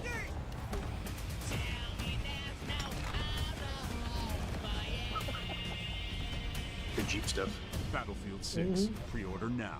So I don't see anybody jumping out of their aircraft or doing a fucking takedown and then going back Yeah, into the no, aircraft. that's So- honestly, as a trailer, that's this perfectly fine. opening Let's see, section. watch it slower. The world is So what's really interesting about this trailer is that the opening immediately just takes a fucking huge skeevy dump on Call of Duty. Yeah. Because they're doing the Call of Duty thing right off the bat, where it's like the casual sort of laid back thing. Here, let's turn it down to 0.5. Can turn the music off because it'll sound a little goofy. No, it'd be funny if you keep it on though. Or analyze. And they have all this like Yep. dumb stuff on their weapons. You got these actors here, right? And you got this like Call Is that of Duty. a goddamn bolter or a Zac sniper's Efron, rifle? the assault. Yeah, like look at this shit. The engineer, like this is so Call of Duty, it's not even funny. And so they're taking a huge pass at it for the casual side. Look at the gun, the colorful gun with the stickers. It's the Call of Duty mentality. Yep. So I'm honestly of the opinion that I think they understand their audience, and it's like Yeah. this is not their audience, and they know it. Yeah, And so they just wanna kill them. play So Battlefield. they just kill them. Not only that, the like, who are those guys? No idea. Those guys, and then these guys come in, which are you, the actual players, and they're not wearing goofy outfits. They're wearing actual military outfits, moving in actual formation, not casual. See what I mean? Taking cover. Yeah, trigger discipline. You can even see it. It's not the Call of Duty stuff anymore. It's a lot more serious, even though it is a bit more casual. With it does having its own little humor. The guy that ran out of the middle of the road should have just died instantly. Yeah. He should have, but it's one of those things. That fucking tank is just not aiming. To It's be fair, just you can not also, you can aiming. also throw shade at the tank commander for not actually pointing his tank in the right direction. Switching a canister or high Anything. explosive. Yeah. Not just shooting downrange. Yeah, because the big thing here with this trailer is you'll notice how serious it took it compared to that Call of Duty trailer we watched earlier. Mm-hmm. And it's obvious they're still playing a Battlefield match. It's like, hey, like I see the flag, all that shit. Like this right? shit. That's one of those little deployables. There's the classes doing the roles, the medic healing the guy, the engineer setting up the anti-tank trap.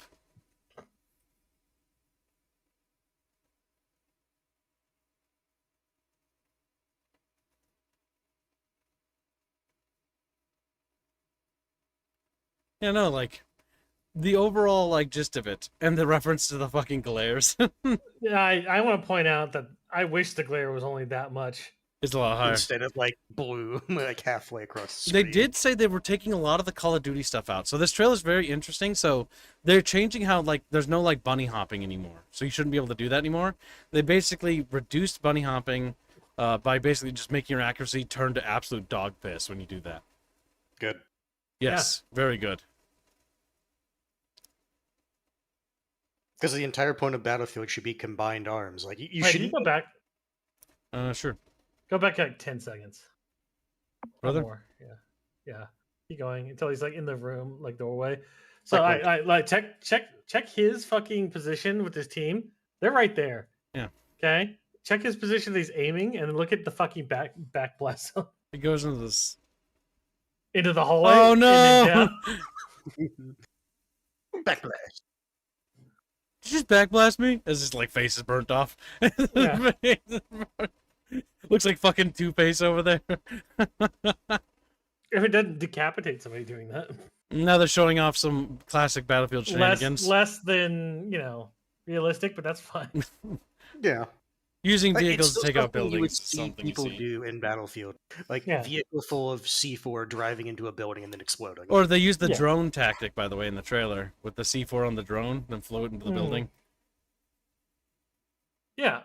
And I like this. If they're going with this, I'm going to buy the game anyway. It's look at, like, I will say, like, okay, so these gun decals, they're a little bit goofy, but you don't have, like, rainbow shit. So the real question is are they going to actually maintain their actual, like, let's be serious and take this game seriously mentality? Because if they do, I think they are going to obliterate the upcoming Call of Duty game. Because the Call of Duty game is, oh god, where is it? Yeah, Battlefield has everything to gain, and Call of Duty has a lot to lose. Or was it? Yeah, so let's okay, so because we watched that chat, now I want you to take a look at this trailer real quickly, because let's just compare No this. helmet. Easier to control. It's time to wake up. Your streets shall once again run red. Now granted, this is the campaign trailer, but it already, you're going to notice real quickly how unserious it is. Menendez is a terrorist. We're bringing peace and security to the world. He refuses to let me go. Stop looking backwards, David. What matters is what we do next. A lot of people counting on us for answers. They get no helmets. Yep, they're not wearing any helmets, no protection. They're just Call of Duty bros. Yeah.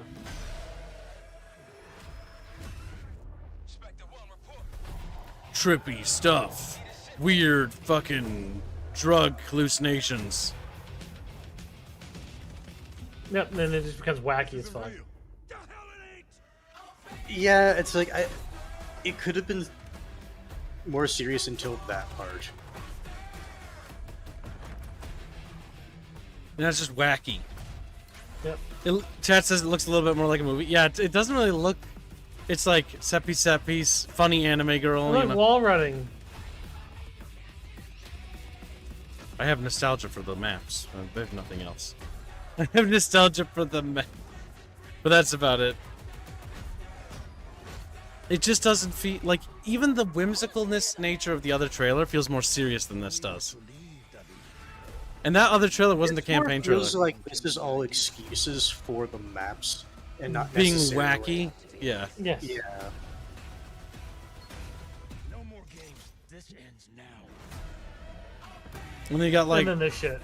it's just like, I'm not really sure about that choice. It's a bit silly, and it's not really what made Call of Duty great versus Battlefield, where it was going much more back to its roots. So again, Yeah. That's the difference I think we're seeing. This is a unironic. I think it's a repeat of what happened a few years ago, or like several years ago, with Battlefield 1 and Call of Duty. Because Battlefield did this before with that, and then they absolutely smoked it. Because Battlefield 1 was one of the, I think it's still the best-selling Battlefield game. And So, Battlefield 6 Mega might Lad, eclipse it. I don't think it's Fear 3. I think this is actually just a taking notes from Evil Within. The developers like play Evil Within and like, yeah, I really like Evil Within. Kind of. Let's just put some Evil But, Within like, in the this. angle I was more going, it's like Dibs? they wanted to just What? have completely ridiculous maps. Check the fan art bickering bunch. Oh, no. It seemed like they just wanted to have ridiculous maps, and so it's just like, okay, let's show off how ridiculous. Oh, that this feel is like came terrible. across to me. Oh my god. Nice. We'll show that off after we get through all the articles. We've got some really cool fan art to show off today, chat. And I don't know about cool for You that say one. cool. But... no, you look like you're pretty cool. You got your little cool glasses on. You look pretty like smug, like yeah. Great. I appreciate the speed at which Bond will, generate cursed images. There's a new fan art. If you want to look at it in the Discord server early, feel free. But before then, chat bros, let's continue. We've got still quite a few more things to go through. So up next, we've got, thank you for loading, the Wolverine game, the Mystique's design, which if you know Mystique, she's usually pretty attractive was the general vibe they're going for. Here we've got this, She looks like Apocalypse. she looks kind of dirt. Looks like maybe at best like mid-30s, maybe early 40s. Versus the previous Mystique design, which is being showed off here. More slender, more feminine. Here, more blocky. More like, I'm in my mid-40s. I'm old now. I'm old now.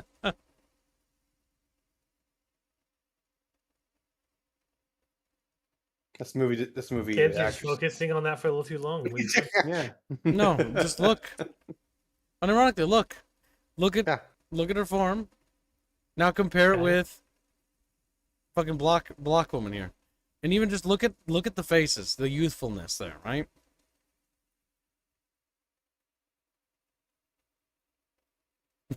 Sorry. Oh yeah. The chin on her from Mary Jane.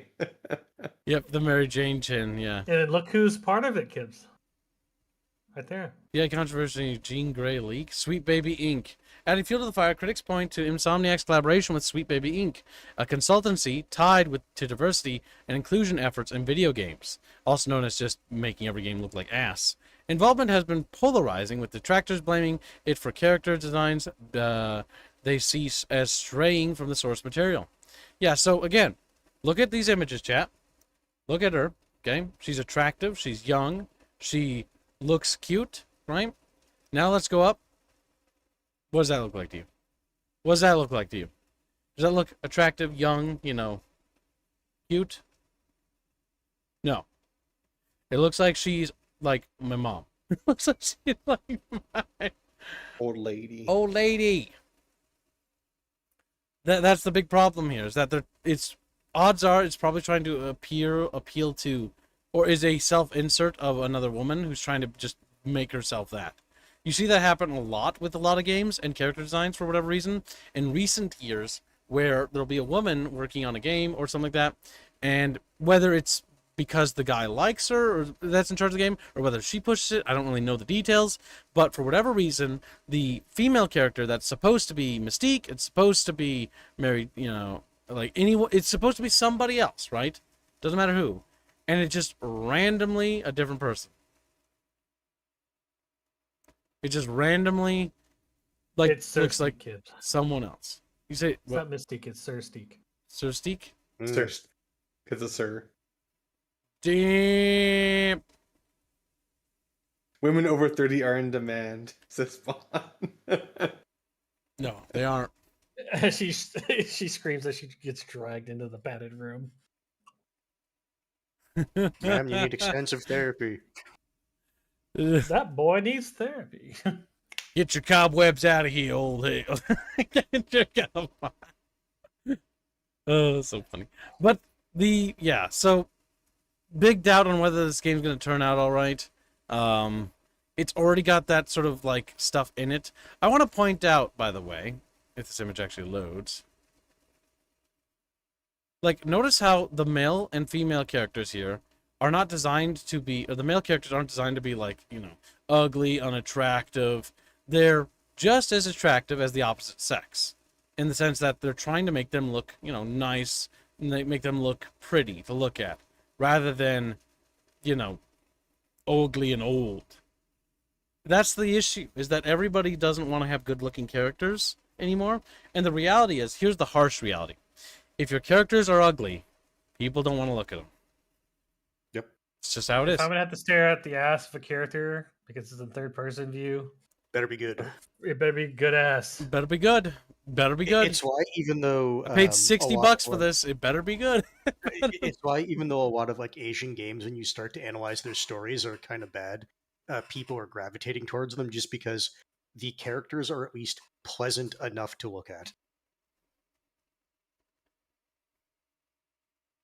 And are or tropes that are not the worst ever. Mm-hmm.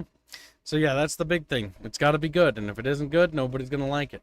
And if you make unattractive characters, people judge books by their cover. You can make the best story ever, and your character looks like a potato. Nobody's gonna care. Pickle Father, this is an old game from Wolverine. Yeah, this is an old Wolverine game that we're looking at. This is not the actual one. The one we're talking about is That's the 2009. Yeah, so real old. Yeah, different era. Back before the quote unquote DEI and wokeism factors started to spill into development, because they were working their way up from the bottom at this point, poisoning companies. Basically, you start to see that transition around 2010, very gradually, to like 2012 and 13, and then once you start getting out of 2013, then you'd start to notice things become more egregious around that point and going forward, especially as you get closer to the 2020s, where the initial 2020s was just rampant as the rots finally surfaced, and we all had to deal with that ugliness. Polly donates $5 and says, if we make the traditionally attractive character a wine-on, then wine-ons will buy our games. Brilliant. Clamps, Commander's Choice. Thank you for your generous donation. Sour. And like Kib said, I'm pretty sure it's not that they think they're going to get wine-ons to buy their games. It is probably either someone in the studio who's like, yes, I'm going to be pushing this particular look, or literally a woman's in the dev team's self-insert. You know, I have a feeling, and this might be conspiratorial, so you can call me out on it if you would like. I think that the reason why they look ugly is not because they find that attractive or whatever. It's because they feel threatened by it if it's too attractive compared to their own image. Yes, that's actually something that happened. They've got a, what do you call it, an inadequacy thing. Basically, they feel that if the other female, they're competing. See, that's kind of tragic. Like, yeah, they're competing with the 2D image. You're competing with a fictitious character that isn't real, right? That means you have such a weak fucking constitution. It's just fucking disgraceful, honestly. Yeah, an inferiority complex. She's not even real. She's literally fake. Yeah. And you're more worried about the fact that fucking dudes are gonna wank to her and not even think about you. Oh my god. They won't wink to me. Yeah, well, maybe. Well, they weren't winking to you to begin with because you're old. Ignore that part. No, you'd be surprised what people are into. But the big thing is the big problem is that they're so obsessed with trying to be pretty that they've let that jealousy and that envy consume them, that everything must be uglier than them so that they can elevate themselves, even if it's a fictitious character. The reality is that's not how the world works, and that's not how characters should work. A character should be as beautiful, as handsome, or as ugly as they need to be as the character they are supposed to represent. That's the reality. They should not be having imposed restrictions on them based on the fact that you feel insecure. It's like those writers that you occasionally see that work on certain independent things where they get so obsessed and infatuated with their own characters that they literally become writers' pets, or they literally won't let the character develop or grow because they're too afraid of losing that character because they become parasocially attached. You see this happen with creators sometimes, especially in the Japanese sphere, where they get so obsessed with their creations to the point where they won't even let their creations marry because they get jealous. Like, what? In like a fictitious story? Like, this happened relatively recently, but I'm not going to go into details. But it's one of those things where it's like you have a character, and you have a character that's supposed to be beautiful, or they fall in love with somebody. Okay, that's the story. Why are you imposing yourself in the story? The story isn't about you. So quit fucking around with the story formula. This also was what you see with a lot of games. Like, remember Star Wars Outlaws? We streamed that. Star Wars Outlaws, the actress they got actually is quite cute. But for whatever reason, in the studio, they made her look like an alien. They took her face and they physically downgraded her visual appearance. They uglified her for no reason. She didn't do anything wrong, in my opinion, in that regard. Like, the game has got its own problems, but in Star Wars Outlaws case, you have an attractive girl where they take her face and then they intentionally ruin it for no reason. If you're going to use real actresses, then take advantage of who they are. Why are you making them look terrible? Why are you going through and downgrading it? And that's things that we notice with games in general. And there's a lot of Western games that suffered from this still, which is very sad. Bond immediately recognizes what it is I'm referencing. Way to go, Fred Manga. Yep, there it is. You reminded me of when you were talking about actresses, you reminded me of the cow-eyed lady from the Star Wars games. Survivors. Why do you know about the Rent-A-Girlfriend manga, Kibbs? What do I know? Because I'm surrounded by weeps. No, why? So how do you know so much about it, though? Because they complain about it. Why are they complaining? Which ones? I don't understand why they complain about it. Why are you even paying attention to a Rent-A-Girlfriend? That's a thing. So, like, when I'm sitting in the developer server and I'm working on stuff and, like, other devs are in there, sometimes the other devs are weebs. They'll weeb out, and I'll be sitting there working and listening to them weeb out. I'll just let you guess, okay? But they'll just weeb out about shit. Yeah. And they'll weeb about Rent-A-Girlfriend and that stupid fucking thing. And I don't know anything about what Rent-A-Girlfriend is. It sounds like a hentai, honestly, if you ask me. I think India and Alucard. But, like, it's NTR.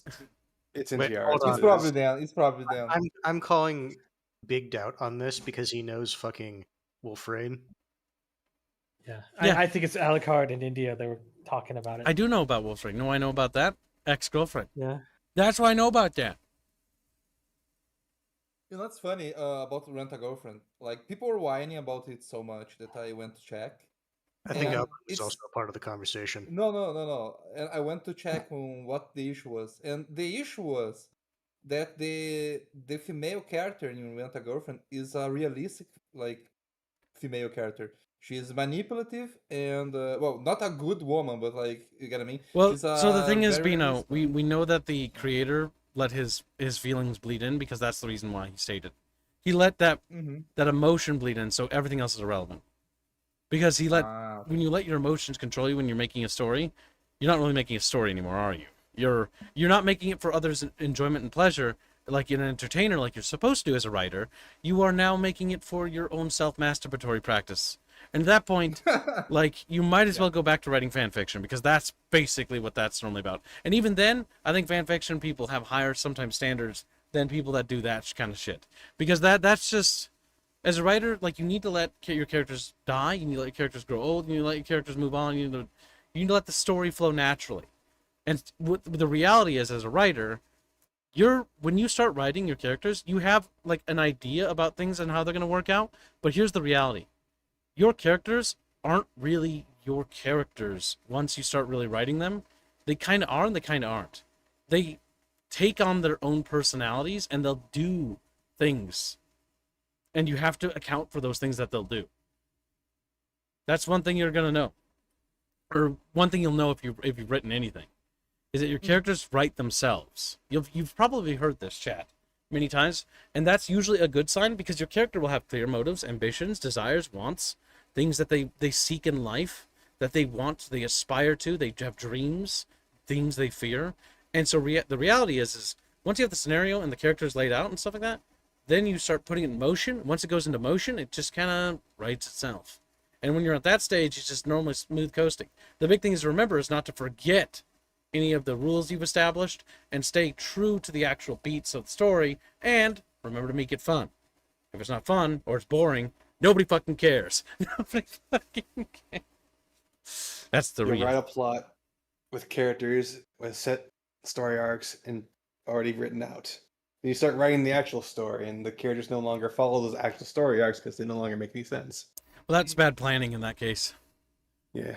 That's Like Game of a Thrones. failure to like plot a character's journey. So when you have a character, you're like, okay, I've got this character. She's gonna have these flaws. This is what she's gonna have to overcome. She needs to overcome these challenges, or she's going to fail to overcome these challenges, and that setback's going to change her and go down that path, or something like that. And you do that sort of mapping, and then you chunk out those beats, and then when you chunk out those beats, then you tether them together, and then it should snap together like that. And Okay. What I I'm think thinking that's I think that's kind of sexist. I think that she should just be able to do everything easily on the first try. I like my characters when they're... No, wait, I shouldn't say anything. I just like when they What? suffer a little bit. Pinch. Yeah. Now, Bino's going, and Bino! Bino's dead, so ignore him. Yeah. The parrots got to him. But Fine. I was thinking more so like Game of Thrones, where they just kept going, but they kept killing the characters for shock value, and they lost the plot altogether. As time went on. That also doesn't help. The writer got butt mad that people guessed his ending. So he changes the story. Malding and coping and seething about the fact they can't write. Yes, and that's not an uncommon thing to fucking do. And the big thing is when you seed story elements, right? No matter how well written a story is a twist is a twist. A twist will happen, and so long as it's a twist, then okay, you're gonna want it to be surprised. You don't want people to be guessing it too much, right? But Yeah. that's what a twist is for. If somebody figures out that, oh, these characters have chemistry and they kind of like are working well as friends, or they're maybe more than friends or whatever, then that's a good thing. And when you see that, you don't, as a writer, you don't go like, oh no, they figured out that they're going to become best friends, or oh no, they figured out that they're going to fall in love with each other. Let me just get on my racer. And then it's like the problem They with get hit by a car instead. and the problem when you do that is like, okay, well now you set up all this stuff and now it amounts to nothing. Like when you build up a character and you give improper send-offs, it's okay to occasionally kill a character to set up stakes and make things have stakes, right? Everybody loves a juicy steak. I do too. But the big thing is when you do that, George R. R. Martin does. when you kill off a character, or when you kill off a couple characters, or when something has like a stake to it, you need to commit to that stake and be like, okay, this happened. We're not going to go back on it. He's dead now. Here's what's going to happen afterwards. And it's going to be like a train wreck travesty, right?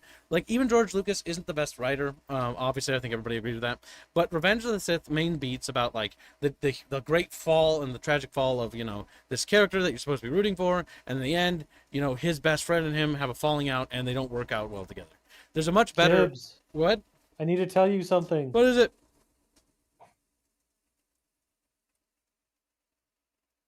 That's the joke. Ah!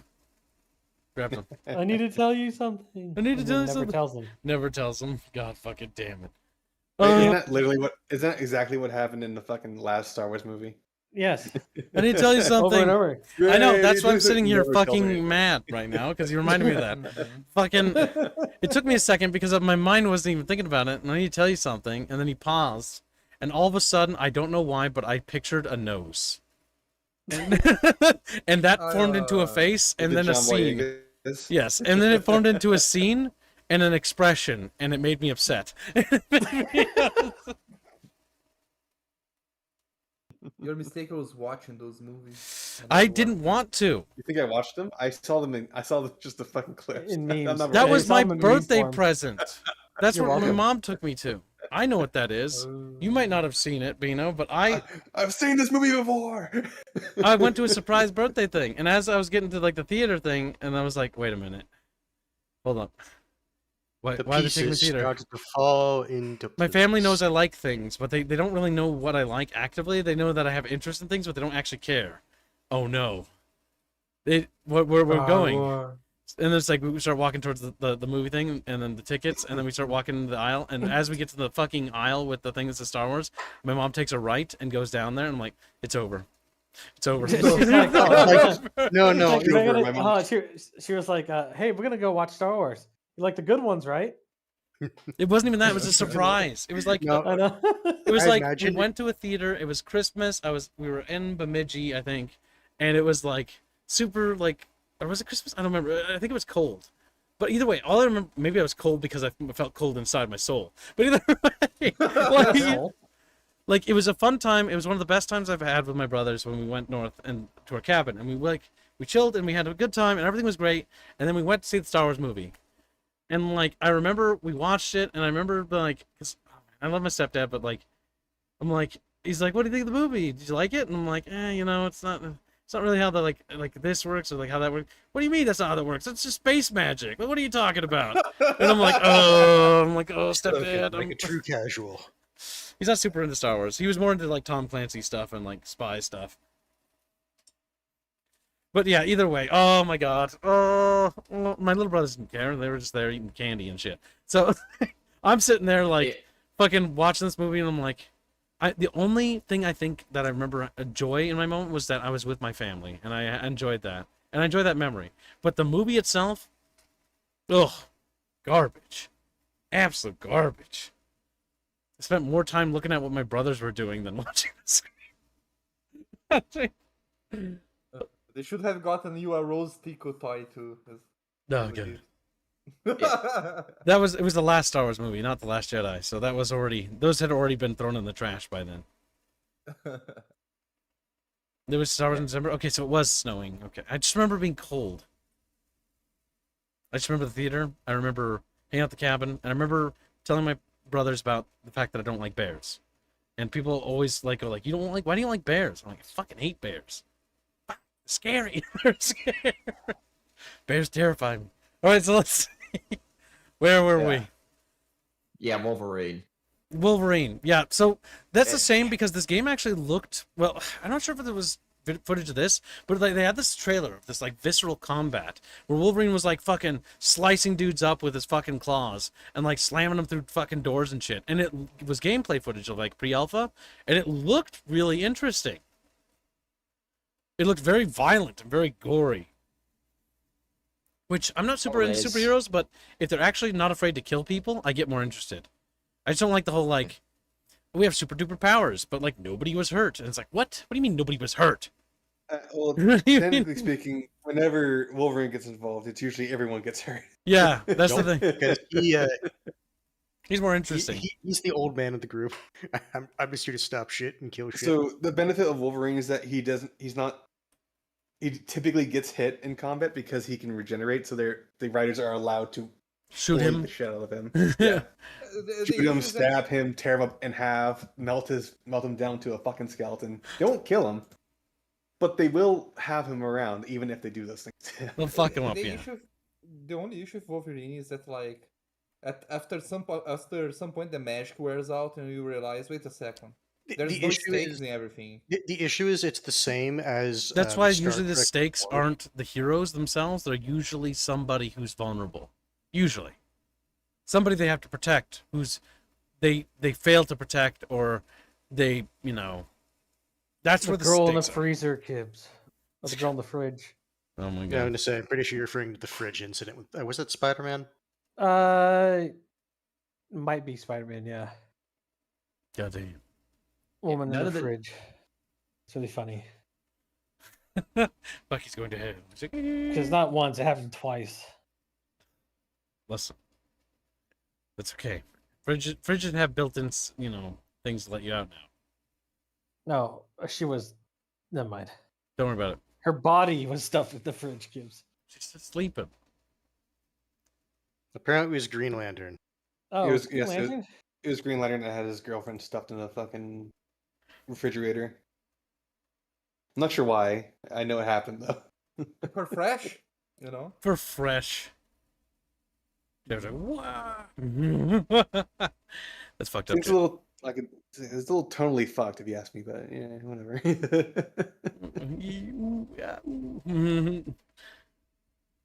What about Nora Freeze? Asked Jana. God damn it, Jana Barris. Yeah, this whole Insomniac situation, I'm not surprised. Insomniac's been going down this route for a very long time. And even their CEO even retired earlier this year, actually. And much of their old leadership, they've been around for 30, 40 years. And a lot of the new talent, let's face it, it's a Los Angeles-based company. What kind of people do you think they're gonna hire? That's a good point. It's like, this is not the same company that made Spiral the Dragon, Ratchet and Clank Going Commando, and Up Your Arsenal. Yeah, those people are going. This is what we always have to talk about. We pay lip service to it. People get old and they leave. Yeah. There you go. Yeah. Yeah, and with the CEO stepping down earlier this year, if you needed any more confirmation that Insomniac, the old Insomniac, is dead, that is it. Yep. Although that you could honestly, it died ever since the PS3 days. Let's be honest. Yeah, that's the problem with companies. Like, if they don't secure the legacy, they're toast. Now, for the next Vigima game we have to look at.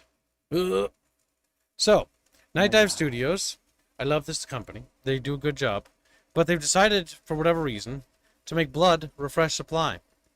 I'm not sure why. I only saw this, like, announced, like, before the stream, so I'm kind of curious as to why, but well, let's find out. Warner Bros. What? Sorry. I live again. They're all dead. They just don't know it yet. Come out, wherever you are.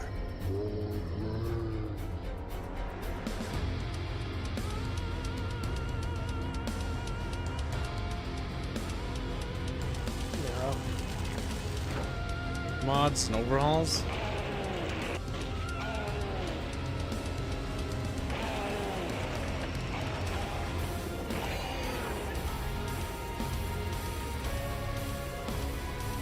The Festival of Blood continues.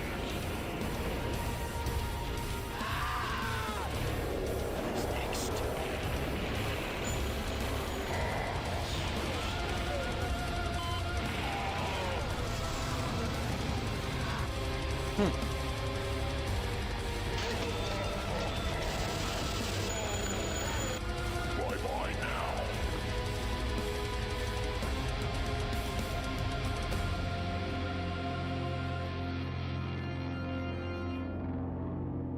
So, So, go the ahead. reason I think they're actually doing Blood Refresh Supply is because they did Cultic and not Cultic. Fucking what's it called again? Heretic and Hexen pretty recently. Yeah, It'd be pretty easy to move over some of those like practices over to Blood. Yep, because it's all in the same engine. Yep. So the big thing here is that what's interesting about this, I don't know if this is going to lead to anything. Now, Night Dive's done stuff like this before. I think they did Power Slave, right? Yeah, because Power Slave was received pretty well, which was a big Sega Saturn shooter that they basically restored. And so they're moving on to Blood Refresh Supply. Pretty easy to do. A lot of infrastructure. It'll be an easy profit turner. But the one thing I'm wondering, and I don't think so, but if they're touching Blood, it would be really, really cool for them to reboot Blood. Or not reboot it, but like make a new Blood game. Because they did do that with System Shock, right? Like they do have intentions to do like a system. They remade System Shock 1, they remastered System Shock 2, and they have intentions to make a System Shock 3. So who knows? Maybe this means that there's interest in Night Dive Studios to do that, or maybe this is just another one of those side projects that's just to quickly pump out this to give some easy sales. Either way, it's an easy win. Because Blood Fresh Supply is the current quote-unquote remaster that's available that you can get. And it's pretty good, but it's got some problems that were never quite fixed. So it is kind of nice to see Night Dive Studios actually returning, because the multiplayer and co-op for Blood was a bit iffy. So if they can go in and fix that, and then add modding and workshop support to this old game, that just is really nice. It's going to be easy money in my eyes. Because Blood is considered one of the big classic shooters of the defining early days of shooters, if not the big one. I think it's nice. He's got long hair. Look at him. He's a happy girl. Also, thank you for the raid, Dinko. Welcome to the stream. Hope you're having a good day. Space Monkey says Western, Alucard, Cowboy Vampires have been done before. Well, haven't you ever played Blood before? It's not necessarily that. I will say, just in terms of the character look, for whatever reason, I'm getting Judge vibes from the character, even though he was bald. I'm not sure if I feel that. I mean, this is like an artistic rendition of. Yeah, no, I get that. That's what I'm just saying. it's just a vibe I'm getting. I'm not even saying that's accurate. So yeah, this is a classic, all-time classic. Blood is one of my personal favorite boomer shooters, like of the old era. Like Duke Nukem is great. Shadow Warrior is good. But I think Blood was always my go-to, and I only recently discovered that like 6 or 7 years ago when I found out about Blood. Never heard of it. Blood is amazing. It's made by fucking Monolith, right? Or is it Monolith or Raven? I can't remember. Have you guys ever played Dark Watch for the PlayStation 2? That's not related to Bino. Developer. What? Monolith Production, yes. Yeah, Monolith. Okay, yeah. That's an- So the big thing here is another thing. I will look at it in a moment. But the big thing here is I really hope that they actually. It would be really cool to see a new Blood game come out. Blood is fucking awesome.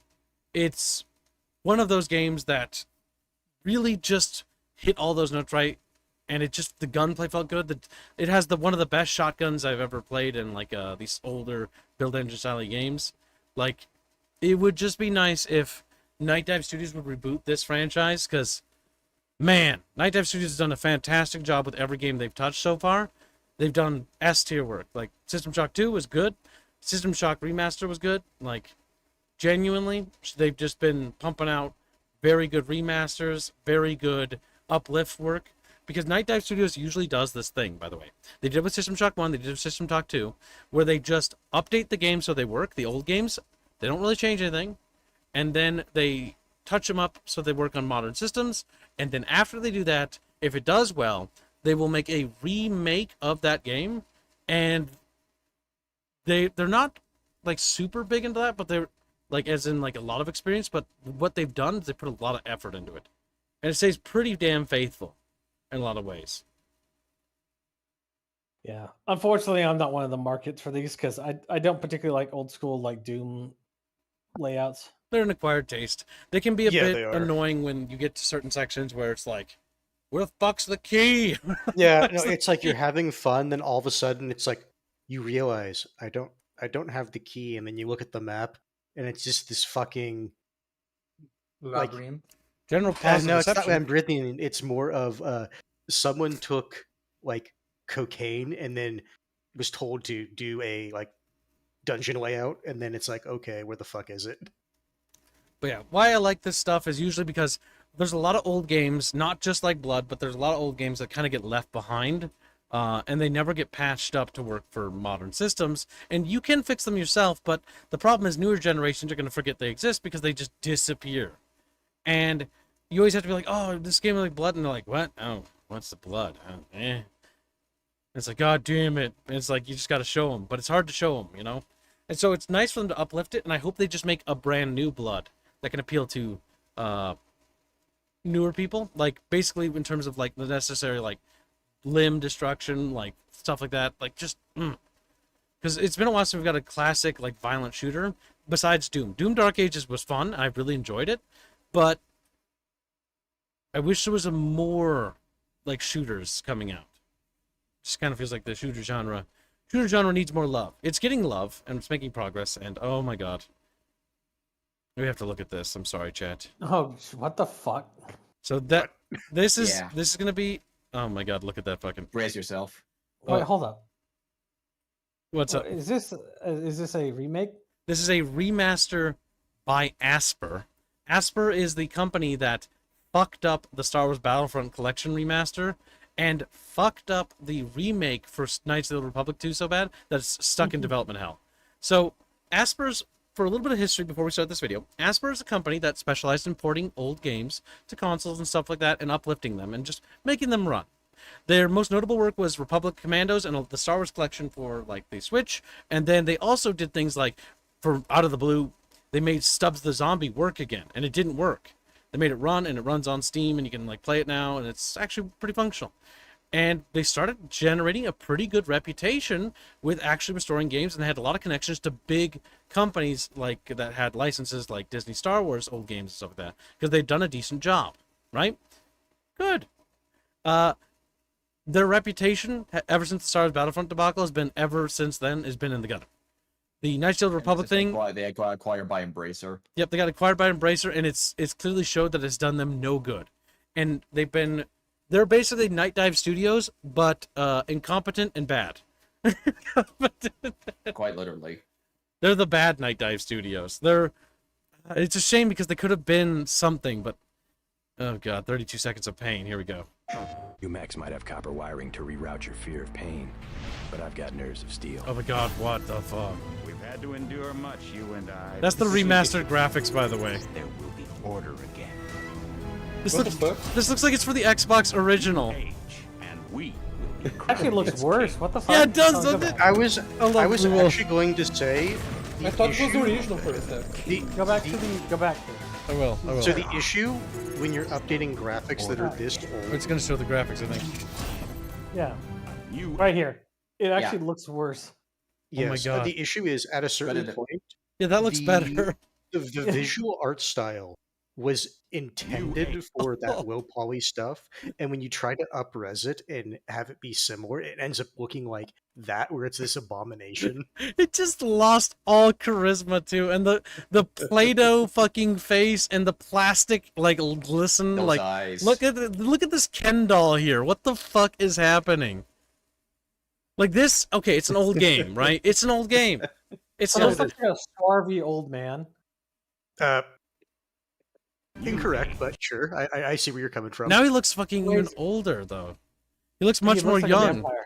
He looks Asian. Because this guy is supposed to be Paul Denton's brother. Yeah, he's your brother. Who's a little bit older. I think if you remember, he's like in his late 20s, early 30s, something like that. The player character is JC. This is Paul. Yeah. So oops, yeah. Yeah. So look at this guy. He doesn't look that old, but look. Not only that, again, maybe this is the facial hair, but he also looks Asian now. Oh my Go back. Those eyes. Go back a little bit. No. The eyes actually make perfect sense because his eyes are supposed to be blue because he is He's augmented. Yeah. So look at his hair, Kips. Hmm. You can tell that it's salt and pepper. He's like, got a little bit of graying. Yeah. You can actually tell that the hair is like not all one piece by the way it's designed. Mm-hmm. Yes. Now play it. Play-Doh. Ken doll. That's terrible. Oh my I god. don't know. This looks absolutely awful. And we will be crowned its king. His hands look like tumors. We added dynamic lighting, and somehow that Also, will make it better. The hands don't look good anymore. Like they didn't look great, but again, like you said it, they look like early, like Xbox models now. This And is it's like that just doesn't feel right. this hurts me so bad, chat, because when I saw Deus Ex, I was like, oh my god, because I recently discovered Deus Ex thanks to who funded it? I don't remember. Either way, we recently played Deus Ex games. Credit. Yeah, whatever. And I think Deus Ex is one of the coolest like immersive sims I've played. It's like cyberpunk dystopian, like futurism, and it's pretty cool, like with its overall vibe. And then it's kind of dead now because they fucked it up because they just killed it, but because they went down a really weird path with Eidos Montreal or whatever the fuck. And then I see this in the news, and I'm like, they're remastering like Deus Ex the original. That's so cool. Like I'm interested because it's really kind of old and decrepit. Maybe they're gonna like touch up the gameplay and make it look really nice and like really focus on the stylism that the System Shock 2 game did. And unlike the System Shock 2 game where it focused on keeping the stylism, this just I don't even know what the fuck is happening. Crowned its kings. It's like a texture mod. Unironically, the thing that I'd say looks better is not that robot, but the spider bot. The spider bot looked better. I don't like the sheen they added to the walking robots. But yeah, that model right there. This one is. I don't like the sheen for that. I don't know why. Yeah. Also, because when this game was made, right, they couldn't handle a lot of polygons, a lot of environment. So the environment had to carry it by being dark and sort of brooding. And you have a big open room here, right, with lots of dudes in it, or a couple dudes in it. Like, one thing that feels awkward is when you upscale it and make the textures look better and all of that jazz, right? It actually makes it look worse because now it looks sterile and empty, doesn't it? Yep. Like it just looks bad. Like this level looks ass now. These remasters, like what they are calling a remaster nowadays, It's like they are giving like some old woman a Brazilian butt lift, not even the good one, and like here we go. Like You right? You right? You right? This She love you long this time. phrase See? is Remember? catching on. Goddamn. Mom was sitting there smiling. I never asked if anyone liked anything ever again after that. After you guys bullied me. After you guys I don't bullied have- me, what Yeah. the fuck? Why are you a crybaby now? What happened, crybaby man? Not. I just learned. I learned. I learned me I Bino. survive, I overcome. Survive Yeah. overcome. What did you learn, Bino? I don't think he learned I learned anything. to never trust them. Bathios' comment is actually pretty on point. It's because your mind fills in the gaps of the OG graphics because it's so bad that your mind will start to fill in some of the details that your head knows Yeah, should probably be there. Look at the environment It's here, kinda like right? animation. Like, look at this Yes. environment, right? It feels kind of like, yeah, that looks complete. It's old game. Now it feels like, hey, check out my Unity game I've started working on in my spare time. Holy shit! Actually, no. I just put it together. This now looks like Invisible War. Oh my god, that's terrible.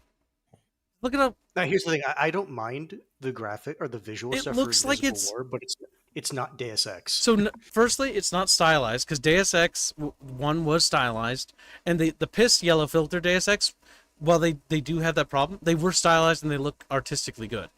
And the big problem here is that this isn't stylized. This is like, let's try to be realistic, but like, we only have like a couple more polygons to work with. The newest one was Human Revolution, right? Human Revolution, yeah, I think so. Or is it That Mankind one Divided? looked good.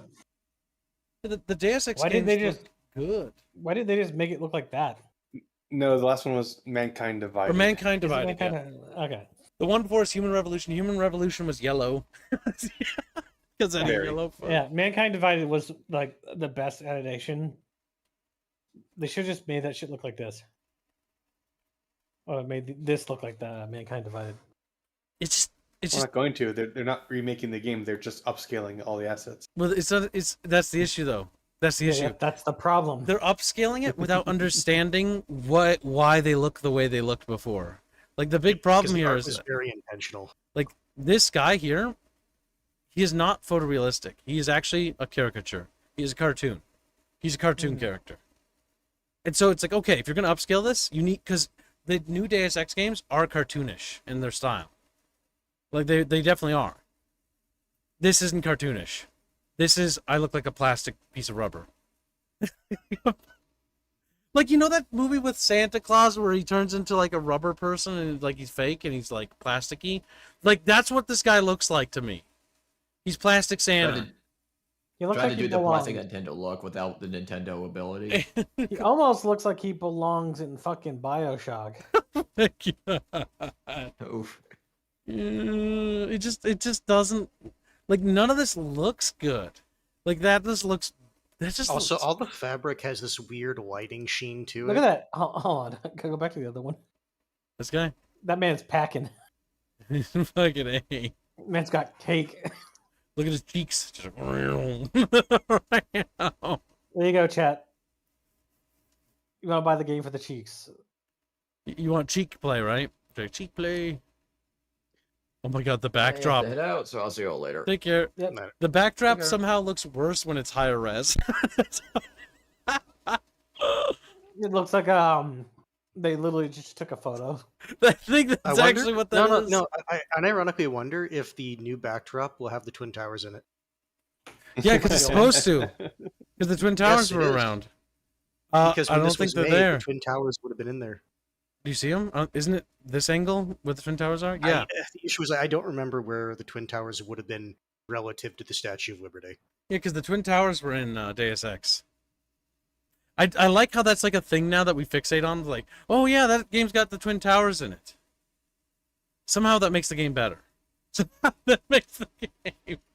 It was in the before times. Anime was better back then. Games were better back then. Cheeseburgers tasted more cheesier back then.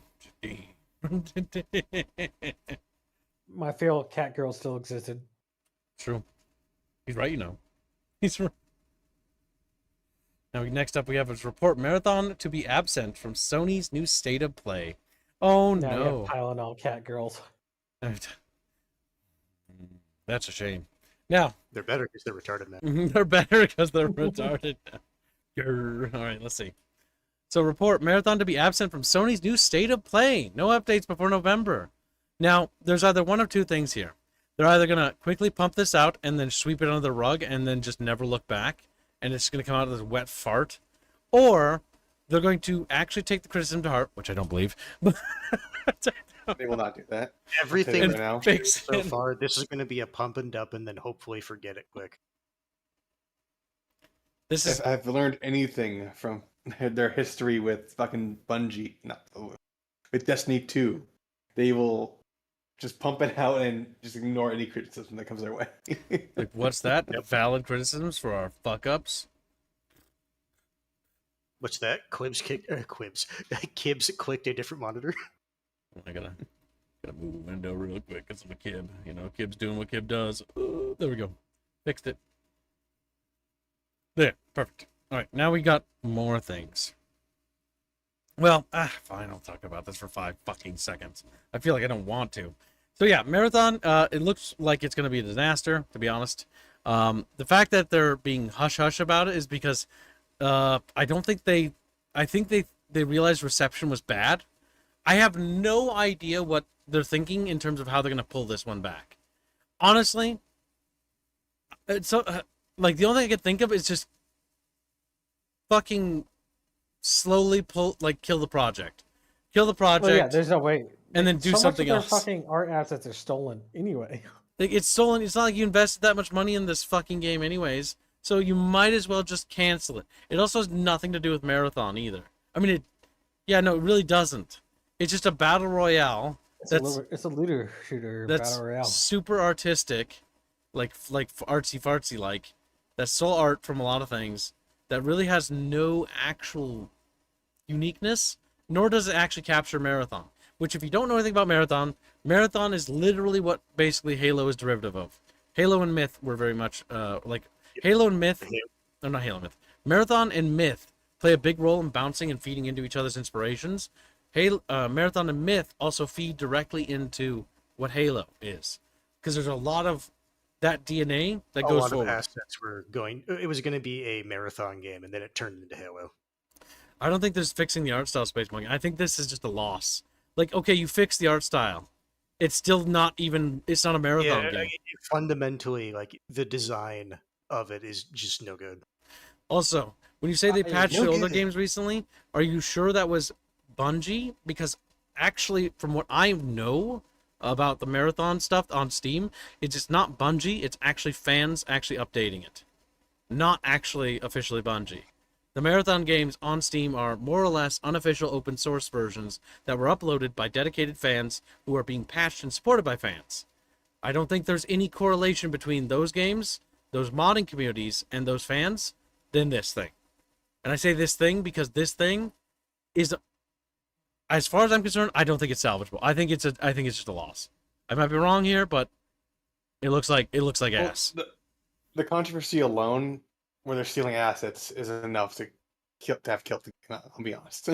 I mean, that's not like that's happened before. Like Blizzard did that. Blizzard stole. Here's the thing. Blizzard took fan art, then sold that fan art, and didn't even credit the fan artist when they did it, and so it looked really fucking bad. Like it looks really bad. Like the easiest W for Blizzard would be like, oh my god, we love your art. Can we use that? And the thing is, Blizzard has done that. When they launched World of Warcraft Lich King, they had the guy who made the World of Warcraft movie videos with SFM literally make the trailers for them. Officially. But for whatever reason, the artists, sometimes they'll be like, okay, we're just going to use that art, and we're not going to credit them. The issue is that, like, they got away with it so many times. Like, there was a guy that I saw. Hold on a second. I don't think it's that they got away with it. I think it's that they're so goddamn incompetent, they don't even know what assets are theirs and what assets aren't. No. They don't get away. No. You're. I think you're wrong on this. No, I don't. Because as somebody who's been like who's played World of Warcraft and been in the BattleNet and Blizzard community, like they've usually always been good at supporting the fans, but they're so incompetent and so inept that they literally don't know the difference between a fan-made thing and a not fan-made thing. That happens all the time with them. And then they end up charging and using fan art, which is funny. I'm talking about these companies in general. For example, like Disney is a big one that. Now, when it comes to Marathon, they were fully aware that they were stealing, by the way. Marathon, on the other hand, Bungie, the art director, knew what he was doing was wrong. He stole it anyways and tried to get away with it and like twist it as like it's his thing. And they blatantly ripped it off. They didn't even like change the homework. Like a lot of the symbols and like iconography and style that the I forget what her name is. I think it's her, like that she uses. They literally just rip off and don't change. There was a 3D modeler, like Baffles would see to this. There was a 3D modeler that did like a tiki statue, right? One of those tribal ones. And like he said, I always put my name hidden in one of the parts of the 3D model. So like when you assemble it, you don't see it, but like in one of the parts, my name is hidden there. And he went to Disney World and he found his statue there being sold. And he bought one just to check. No, it can't be right. And it was unironic. His one, he opened it, broke it, and his name was hidden there. Some guy had downloaded his 3D model and like sold it on Disney without crediting him and stuff like that. So like that stuff is used all the time. So that's why I don't give them the benefit of the doubt. Like, they don't know. Well, it's not a benefit of the doubt thing. I'm merely highlighting the incompetence because we know it's incompetence. So I think it's bad. in the case of Blizzard, it's incompetence because they're literally bad at their jobs. In the case of Bungie, it's not necessarily malice. It's I'm fucking lazy and I can't be asked to do my own goddamn job. I'm an art director and I'm just gonna steal it because it's easier. It's not done out of hatred. It's done because they're pathetic. There's no hatred here. There's but it's still malice. It's just blatant robbery. Yeah. Now, next up we have is more stuff. Yeah. I've got. Oh boy. You guys just kept adding stuff, you sons of bitches. We did. Yes, there's more. There's one from Bonald in there as well. Total Chaos. Yeah, Total Chaos. That's the bomb. Check So the one you want to grab is from starting at Dawn of War, then. Yep, I'm gonna cover my screen because it'll be surprised. We want to make sure that your stream lasts 8 hours, Gibbs. What the fuck? You're just gonna make me stream? It's like the bunch cast is all you're streaming today. Yeah. You don't get to. You want to do something? Nope, not gonna happen. Nope. Mm-hmm. Too late. I only bought one little thing. Me Bino. Yeah. Me small. You part yourself too, Bino. That's 2 little things. You know, I want to try to play fucking Borderlands 4 and see if it works now. I'm glad Kip's caught that. You think they fucking fixed it? I don't think so. I think you're getting our little hopes up. Game devs of color, kill Bino, kill Bino, kill Bino. You understand why? I'm almost done. Copy message link. Oh crap! There's actually some more stuff. God fucking damn it, Chatfishes. All right, well, let's get through this first chat, and then we can go through your requested things. Okay, Chatfish will be patient. Here we go. Now, if you want us to go through stuff, you need to send it to Squealy, Reguline in the Discord server. You little gooblets. You lazy little bastards. Now, let's see. So, Dawn of War, trailer, Back to War, in-engine trailer. Bear in mind, it's an in-engine trailer, meaning it's not actually going to be gameplay whatsoever. Just means he's the engine dude.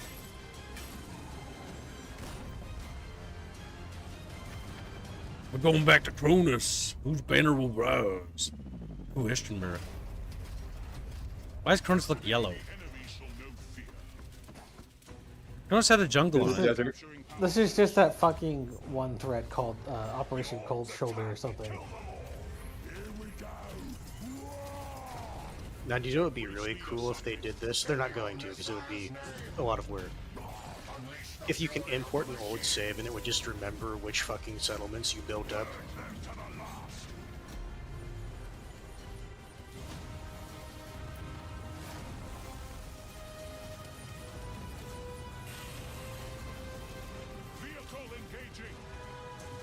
Man, I want this game to be good, but I have my doubts. The neck runs. I almost said the wrong word. Oof, that's what's going on? God damn it, dude. Racist. God damn it, Albine. Why did you have to? Why did you have to send him these evil thoughts of yours? Oh yeah. So it looks like they're adding Mechanicus as a faction. Yep. Yes, that was the big thing.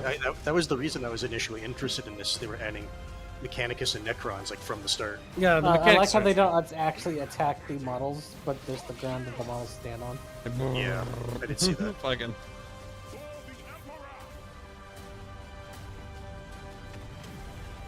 I like how they sound like as if they're very calm and not actually in a fight. Yeah, so the big thing is the voice acting here is a bit iffy. So if you remember the original Space Marines, like the original Space Marines were like, "Rah!" They're like screaming. Like if you've seen, They wouldn't say like for the Emperor. It wouldn't be like for the Emperor. It's like for the Emperor. So you guys, I assume everyone here has seen the new Space King, right? Yes. Yeah. So you guys understand what I mean when it's like this over the top, like, "Rah!" you know, fucking thing. Like that's what the Space Marines have. They have this like overroided, like, "Oh, I gotta fucking kill the Xenos," you know. we need to watch it again. We will. We'll do that. Straight, baby. Oh my god. But yeah, so like it's over the top. It's really good. The Space Marine voice acting here, maybe it's just the trailer, but the Space Marine voice acting just really didn't carry any of the what's the word? That sort of gravitas. Yeah, that's the word. Like it's like kill them all. It's like, oh, you're fighting, you know, for the Emperor. You know, people are dying. Like there's stakes. Quit sounding so casual. Scream a little.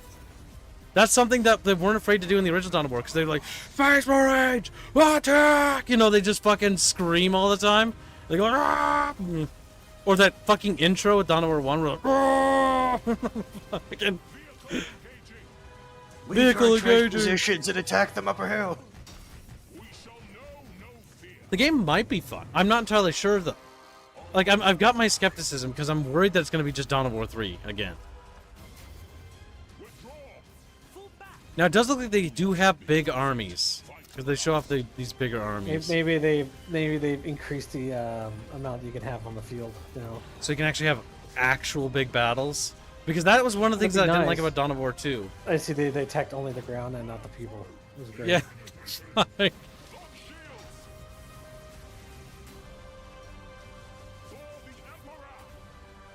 I do think that the new Dreadnought design is not my favorite. I miss the boxes. It's, I don't care for it. I think they should have Primaris now. The Primaris stuff is, you know, it doesn't look that good, but I'm not super caught up on that. I think the Dreadnought bothers me more. Peggy, I think that just looks goofy. Okay, I want to point out to you the best adaptation of the Dreadnought has so far been Space Marine 2. Big box. Mm-hmm. Where's Horus and his traitors? Sons? Yeah, pretty much. Spins around with about a you, fucking little statue, eats it at a fucking dragon. I do like how they sold the StarCraft bunker in this game, though. I'm surprised they're not being sued over that. It's a StarCraft bunker in this. Now they'll turn around, it's like, hey, where did you get the idea for your setting from? They are focusing on the stylized. They're trying to make it look like the toys from the tabletop stuff. So I do like the plastic sort of toy look to it, I guess. I'm not opposed to it. I just hope they make it look a little bit grittier. Because the units look a little bit too clean. A little shiny, yeah. A little bit too plastic. A little grimier would be nice. I really hate, though, that the Dreadnought just has a dude sitting in it, and it's not like an actual, like, coffin. What? It's supposed to be a coffin. Wait, what? What'd you say? Are you talking about lore, or are you talking about, like... No. Let's watch the video and see what he says. Because it might be that fucking baby carrier shit that the fucking Grey Knights You have. can't quite see it. No, look on... Oh my god, hold on. You're right. I saw it in heat. Yeah, no, you see There's what I a mean? little Like, dude sitting in there. Yeah, there's a It's dude sitting there cage. piloting. It's a mech. It's not a Dreadnought. What the fuck? Why so is it's he the baby carrier? Okay. It's the little baby carrier? Like, why? Okay, hold on. I have questions. So they put a Space Marine in power armor, right? So it's power armor with a power armor. Okay, I can actually get behind that because that's actually really cool. It's like a redundant failsafe system. You know, one fails, you got your power armor outside of that, right? But he's sitting in a little metal fucking like cage that's not protecting him. So the whole like big mech chassis doesn't actually really do much for him. It looks more like a utility vehicle. There is a new mech unit based on Dreadnought, so that's probably that unit. Yeah, Okay. it's the baby carrier that the Grey Knights had, and then they've slowly been given to all the other fucking units. I hate it. Oh god, It does look dumb. You the should. baby carrier does look stupid. That looks goofy. I don't like that. Play it. We'll see if it shows up in the actual cutscene. That's goofy. Oh my god, there he is! That's where I first saw it. Like he's not even they're looking at the thing; he's just looking actually, forward. don't touch anything because both the Dreadnought and this unit are in the scene. Oh yeah, there's on the right there's side. the new Dreadnought design. Yeah, so they're both in the And game. then there's this goofy ass little dude in his little goofy ass chair, his little baby carrier. Oh my god! I saw this and like for half a second, it's like, wait, is that just a Marine sitting in a little thing? It's fucking goofy. I don't like it. I like the new Dreadnought's a little bit it suffers from a little bit of over design. The Mechanicus have that over design look to them too, but it feels like they're supposed to look like that. Like they're supposed to be. They should have more cloaks. They have a need lot more of cloaks. Are you sure? I don't know if they need more. No, like go back to the Skitarii scene. There's one of the Skitarii there. There's a Skitarii little APC right there. And see what I mean? They look like little toys, don't they? Like little plastic. No, go back specifically to where they're fighting. No, I know the scene he's talking about. It's where Skitarii is like charging at a dude. Is it back or is it forward? Not sure. Let's just roll forward. We'll find it. No, it's back. So those are the new Skitarii dudes. So, yeah, they got lots of red robes. Honestly, I think they use the color red a bit too much, actually. like, they got Blood Ravens and they got the fucking Mechanicus. Yeah, I also know. Being red.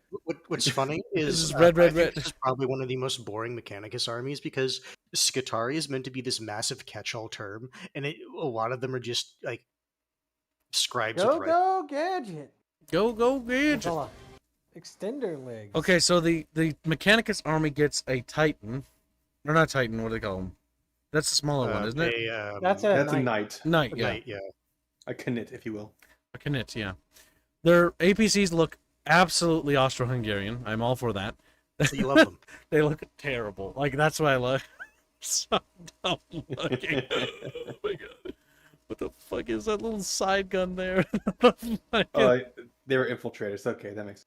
I think some knights can have directional shields, by the way. It's got like 2 shoulder-mounted cannons, big little arm gun, big giant plasma gun, a big cock gun, from what I can tell. Oh no, that's a mech in front of me. No, that's the. I was like, I like how it's a big cock gun. Well, you can just go back forward, kids, and look at it close up. No, it didn't have one. It's the thing that spawned in front of it. You see? Or okay, Uber yeah. codpiece. So they show off the Space Marine army a bit here. So let's take a look. Oh my god, the new. Okay, I know people don't. Oh, I hate those so much. I know people don't like the new tanks, but I'll be real with you. I think the new tanks are so stupid looking. I think they make me smile. Like they just look absolutely ugly. I know the issue with the new tanks. They're look too tight. They look fat. It looks like somebody took the Predator tank and just kept stuffing pudding in its mouth, and then it bloated. I like the fact. I like the fact that you probably couldn't even fit a fucking Space Marine in that tank. Yeah, let alone like a squad. Like this is a naked dude in there or something. I don't know. That's the big problem with the sizing of things. All right, where was the last PNG? All right, so there's the full army. So you got the 2 big fucking. There's a regular dreadnoughts. Regular dreadnoughts here. Some dudes with shields and stuff. Some assault troopers. The Terminators, I would assume. It's not like it's not. I hope there's more units than this because I don't see that much. Like you got the little baby tank, or maybe that's like an APC. I'm not sure. And what are these then? I think that one's has an autocannon, so. It's got like a rotary fucking cannon. They're like APCs of some type. Not entirely sure. With bolters on the side. The fact that they have fucking quad bolters. Yeah, the fact that they're levitating bullshit. I can't. Was it anti-grav? Anti-grav vehicles is what's throwing me for a loop. That's all Primaris bullshit. It is. Yeah, that's all Primaris stuff. It's the a lot of people who really super into Warhammer call it the Great Aspel, as far as I remember. It's the we randomly we rediscovered that we had anti-grav tech all this time. It was right over here, And he's like, what? Despite the fact they had it, they never used it in Warfare. It's like, okay. Like, I don't know how I feel about it, because if they add the Tau to this, right, then now the Space Marines and the Tau tanks hover. And it felt kind of cool that the human vehicles were always kind of grungy. Treaded. Yeah, they were grungy, they were treaded, and then the Xenos had, like, floating stuff, like, It's why I said that tank in the background, it looks too Tau to me. Yeah. One thing I will say is, we do also see I don't think we see the Guard in this trailer, but I think the Imperial Guard are going to be the first DLC race, if I had to guess. Race. That's funny. Well, that's how these games Factually, usually you are sell. accurate. Okay, they do have the dirt bikes. Oh no, the goofy little dirt. That they're also grab bikes, Gibbs. Are they fucking what? They have tires? There's a tire Really? right there. Kibbs, you want to know what I really hope they say? Yeah, they got tires. What the fuck? Look. I really hope so they say those don't hover. Those tires right there. Oh, okay. Because the new ones are just hover bikes, I think. Why are they the only tired versions of the fucking? Yeah, I don't know. I'm confused. I'm honestly more confused. Maybe when you get like the full upgrade, they become hover, but before it's just treaded. Or that would make sense. So that's why it's wrong. I will point out that the maps they have in here in the mini map are pretty small. Now I think these are like campaign maps, so maybe they're not supposed to be super big. Mm-hmm. This one's the biggest map, but we've seen footage of this before. Looking at the mini So they map. have a bunch of Terminator elites. It's like for the first companies here, I guess. There's Terminators right there, yeah. Oh, and then it disappeared. I think I don't think those are Terminators, Gibbs. Terminators are the ones with the big bulky shields. Yeah, those would be the Terminators. I thought the Terminators didn't have shields. I thought they were just big and bulky. No, Literally just just the Terminator physical shields. shields. Yeah. Like they had like the crucifix shields. Yeah, I think they're at the end because they're charging forward. They've got the derpy robot dudes. No. Oh, the phalanx or whatever they're called. They look so goofy. They're just robots and they waddle. No, they're almost robots. They're technically still human. Yeah, you gotta. They're totally not AI. Oh no, those guys right there that we just got the frame on. Yeah. Those were Terminator elites. So we've got nothing, like, I see a bit more base stuff here, but I don't see, like, I see cover, maybe, that you can put your dudes right there in the center, Kibbs, of your screen. Those are Terminator elites. With the sword icon? I don't think those are the sword icons right there. With the Terminators. shields. They got shields. Look at The this. shields, yeah. Those are Terminator elites. They wouldn't have shields otherwise. Maybe I just forget what The they look like. Goobers. They carry shields too bad. You remember from fucking Space Marine 2, Kibbs, the video game? They were accompanying Gromelis or not Gromelis, fucking Malcor or some shit. I don't know. No, he's like some fuck off. Kibbs, Night Motorcyclist brings up a very important question. What? What about the female custodies? I think they still exist as far as I know. There's nothing he can do about it. I mean, we can scream. That's the only rational thing to do. You can pretend they don't exist and never recruit the unit. What if right in the beginning of the game, Kibbs, like in the first opening cutscene, they walk up and say, "You have been given an order. You will kneel and receive it," or some dumb shit. Receive it? What you got to do? Just fucking take Gabriel Angelos and fucking peg him or something? Peg it. Gabriel knows. I think they're gonna put Gabriel also through the Primaris, like fucking surgery If process. they ever bring Gabriel back, They force everyone to go through the Primaris surgery. It's like, you got fucked up, and now you got the Primaris surgery, and there you go, you're Primaris now. You're Primaris. The problem with Primaris is not as interesting. I think the big problem with 40K is I think it's peaked and it's on its decline. But I don't really care about that. I just want this game to be fun. I think the IP can go into the gutter for all I care. If it's not fun, then there doesn't matter. I just want a good fucking Mechanicus faction. If it's fun, I just want a fun RTS. If it's not fun, then I just don't fucking even. Alright, Obsidian is helping Undead Labs make State of Decay 3's shared co-op world. Oh, good. Another incompetent company helping another incompetent company. I'm sure that'll work out great. The first thing that I hope people pick up from the trailer, wait, there's a trailer? Another one? Is that there's 4 players. We're highlighting 3 of them at start in different places in the world. So we're implying the idea of a shared world experience, not just a ride along, and that the boundaries in which you can go off independently are going to be much greater than they were in State of Decay 2, explains Holt. So the engine's getting improved, I assume, so they can handle more stuff. Undead Labs has been collaborating with Obsidian Entertainment on the shared world feature, enabling more flexible online co-op. The acclaimed Grounded released with Undead Labs' shared save technology, and State of Decay 3 will build on that to deliver a truly open co-op world owned by multiple players. The trailer is a true reflection of what we'll play too. It's all in-game assets, all rendered from the game, and it's a depiction of a typical scene that you would encounter in a 4-player co-op session. We wanted to give you a representative feel of what the game would be like, but also tell a story, says Holt. Holtonators. No, I think that's a cinematic trailer. No, there's no new trailer. Okay. That's the same trailer. Yeah. It's the same shite. They're just explaining it now. They're just going over the fact that they're having trouble, so Obsidian's going to come in and help them out with the co-op features. So what this strikes me as, we've already known State of Decay 3 has been kind of not making a lot of progress. Like, I was looking forward to State of Decay 3, and then I saw like some trans flags posted in the game, and I'm just like, or in some of the trailer stuff, and I'm like, oh no. What the hell? Yeah, in one of the trailers, there's one on like a memorial or whatever. And the reason why that's a red flag immediately is because it's a political statement. It's like it's the equivalent of seeing like a Nazi flag on something. It's like, that's not good. Mm-hmm. It's like if you see the Democrat like symbol or like the Republican symbol, like why is that there? Like that has nothing. This is about zombies. This isn't about ideologies and like political movements. This is about a video game. I hope they let you tag or spray paint the symbol on things. That way I can attach it to one of the big ugly zombies. Damn.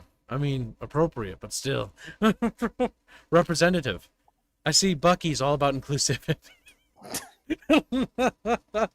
Bucky's like, what? You have a donation, Kips. Picklefather donates a generous $5 and says, the year is 40,069. I am Chapter Master Gabriel Angelos, leader of the Thug Ravens.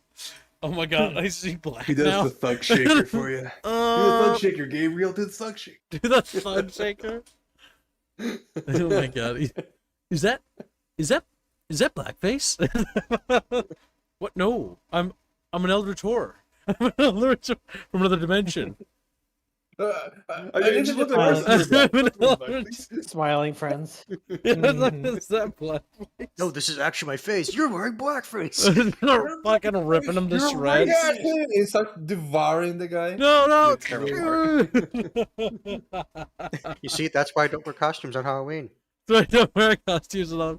Exactly this reason, right here. That's a good joke. I love that show. Oh, god damn it. Alright, so let's see. But yeah, so I would not have high hopes for State of Decay 3. I really want State of Decay 3 to be good. I love Project Zomboid, and I would love a more action arcadey focused, like zombie survival game with friends. And I'm a little worried because State of Decay was really cool, the first one. And the second one, I agree with Brian, it was a bit of a regression, but it also wasn't like bad. It was still fun. And what's kind of sad is that I think that this game is just going to be slop. I think that they hired some people for inclusivity reasons. They're shit at their job, and because they're shit at their job, they have to go get Obsidian, who's also done the exact same thing, by the way, and is also on the decline. They have to get another shitty company to help them fix their fucking problems. Like, that to me strikes me as not particularly good. Now, in the case of EA is having Motive make Battlefield 6's campaign, while DICE works on the multiplayer. And so each studio is doing like separate chunks of the game, right? And that was the plan in the beginning because they want to make the game faster and they want to make it bigger and higher budget. So they're spending bajillions of bucks on this, right? In this case, this is a game that's been in active development for a long time. Now they're having to reach out to Obsidian for help because they're fucking, I don't even know what the fuck's happening. They probably bit off more than they could chew. They wanted to have this open world system where people could like seamlessly join, and it would share your worlds with your friends, and they could have their world shared so that you're not like in a separate instance. And I think the reality is they've realized that they don't have the technical skill or know how to produce that. And that's what it sounds like to me. Does Motive have a lot of dice in place? It does. That Motive's also the guys that made Dead Space, though. Or, well, no. They made the Dead Space remake. Visceral was the guys who made Dead Space. They're dead. Fucking God. No, they make Callisto Protocol, Gibbs. No, some of them went on to form that company with PUBG. And then they made Callisto Protocol, and it was fucking terrible. Don't worry, you'll have to replay it. No. There's no fixing it. It's just bad. It's just genuinely ass. I heard it's better now. It isn't. It's abandoned, is what it is. Wait, hold on. Before I fucking... That means you can only go up. What's the game? Total Chaos. Okay. I have no idea what this is. It remembers you. Bond recommended it. Bonald McDonald? And it's not finished. Is there cheeseburgers in it? Oh, it's cool art style. The lines. They're fading. Where the island ends, you begin. Looks pretty bleak. It's getting harder to tell. Looks pretty bad. Looks pretty scary. I've been trapped for those monsters. Eternity. Will scare the shit out of Gibbs. I see. I see what this is now. You'll learn to live with it too. Not a lot of bullets. Good.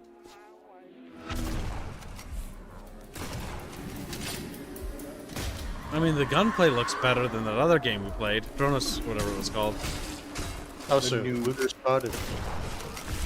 That looks like the necromorph. Looks like a necromorph. This doesn't change what you left behind. Eat. The pain. The pain. The voices. Every choice you've made. Strange how fragile Those things are moving. becomes here. Resident Evil puzzle. Stranger I hate Resident Evil puzzles. much you trusted. Here you are, tracking yourself. A grease gun. I'll be waiting for you. Down in the mines. We'll confront the source of all this suffering. And maybe, buried beneath it all, lies an answer. Oh no, I hate that. What's wrong, kids? I don't know if you saw the stream we did of fucking Abiotic Factory yesterday, but it had a area where there are creatures like that are large and they tower and they can like grab and crawl through fucking spaces they shouldn't. And I didn't think it was gonna be a horror game, so I screamed. Right, it caught me off guard. I was scared, and then Chatfish made fun of me. Because I was like, oh, derpy walking monsters, that's kind of creepy and eerie. And then it comes through the doorway. I'm like, oh, no. he was all hee hee ha ha. Then all of a sudden, he's screaming.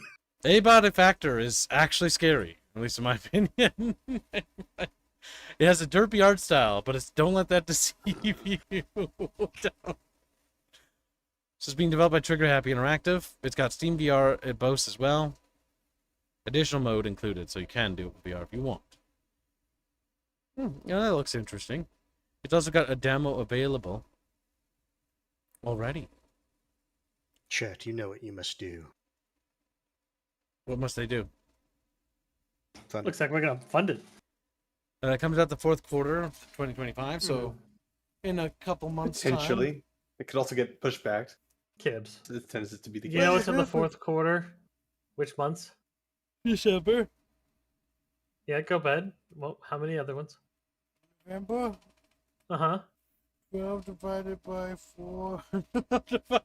It's 3. So it's 3 October, months. November, and December. Yeah, so maybe October. Hopefully this is better than...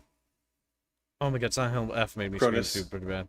But, as soon as it gave me a weapon, it stopped being scary.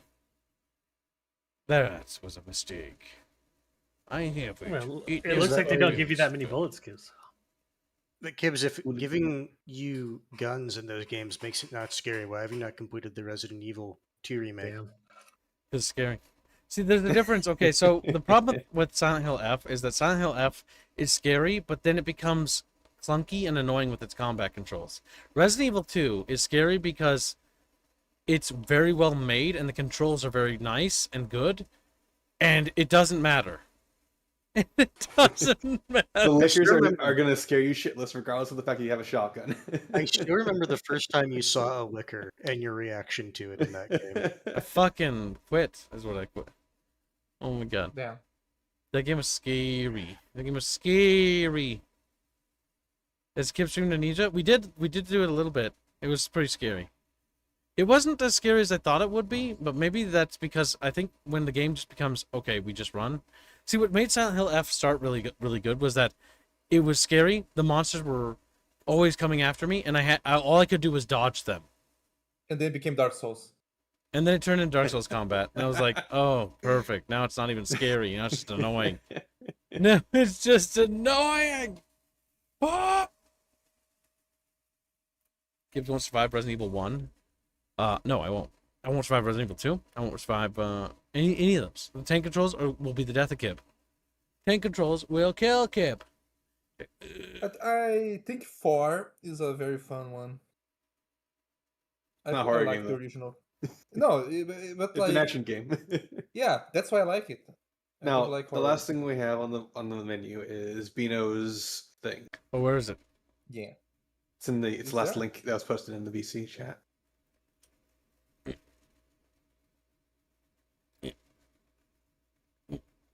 Oh no. I don't like that. You don't Yeah, like like that? what kids? No. Learn directly from industry leaders. All right. Basically, Chatfishes. If you go down a little bit on the page, a little bit more. It's one of those women, a few rows down. She is decolonizing cozy games. What? Yes, it's this one, the one on the left. Decolonizing cozy games? Oh Yes, my god. basically like Chatfishes. When people tell you that yes, we won, the industry is hitting very, very, very, very slowly. So we still need to pay attention to this kind of stuff, because some time ago the whole game devs of color appeared on Steam, right? And I didn't pay attention to it. It's not my problem. It's not my thing. But it was not just a game sale. It was also because there was a panel going on, and in one of these panels they were like, "Oh yeah, we need to decolonize cozy games. We can," and it was all crazy shit, right? Basically, colonization is when you have weather seasons in your game, when you have the Gregorian calendar, when your player character works and helps other people. You get what I mean? Because he's the player savior, he can't do that. So that's why I'm just bringing this to attention, so that you guys always remember, you need to stay vigilant. You can't let these insidious elements aside. Well, the big problem with this is that they're not thinking about video games, and they don't care about video games. So what these people are doing is they're like, I need to make everywhere you go uncomfortable and miserable, and I need to attack every form of escapism you have and go after you personally. And that's what she's doing. Mm-hmm. And that's her whole goal, and that's what she's going to do, and that's what people like her are going to do, because they literally need to attack you, because they're basically extremists, is what they are. They must constantly infuse their ideology in everything you do, so that you can't escape it. And they're going to attack you in any way they can, to make you feel uncomfortable, to hurt you, to basically make it so that you have nowhere to go, so that you don't feel guilty for some alleged, grievance that somehow you are responsible for. The reality is that no, we're not responsible for your plights or your problems. Whatever you have to deal with is your own problem, and if you're starving and dying on the street, I don't care. The issue is they've done this so often. They've done this for so many years that I don't care anymore that your life sucks. I don't care if it is a result of colonialism, even if it was. I don't care. I genuinely don't give a shit. If your life is miserable, I don't care. Because you've gone out of your way to try to make everything I like awful. And because you've done that, you've inadvertently attacked me. And you've attacked all of my friends. And so because you've done that, I don't care. I don't care about your cause. I don't care about your ideology. I don't care about you. And I just honestly kind of hate you for who you are as a person. Not like enough to like dedicate care for it, enough to casually hate you in the sense that I don't like you and I don't care about you. And honestly, that's all I have to say. Like, you can push your bullshit in all sorts of ways you can, and I'm just going to continue to spread my dislike of you to everyone I meet. And we're all going to hate you. And that our voice will continue to get louder as yours gets smaller. And then you will actually feel what discrimination feels like. And then you will learn to shut the fuck up and go the fuck away. Like, if you want to fucking, if there's genuinely something bad happening, right? Let's humor it for just but a moment. Something bad has happened and you're upset about it, or maybe like my country did something and it made you upset, eat spaghetti, and it blew up some buildings and people are dead now. That's awful. You know, that's horrible, right? People died. That's not good. But here's the thing. You've gone out of your way for decades now to attack everything we like, and to constantly just be literally the person to come in and ruin everything. So I don't care anymore. I ceased caring about you. And I ceased caring about your plight. I don't care about the fact that things are going the way they want for you. And I honestly don't care. And anytime you get involved in anything I like, I'm just going to call out you for what you are. You're a leech and a parasite.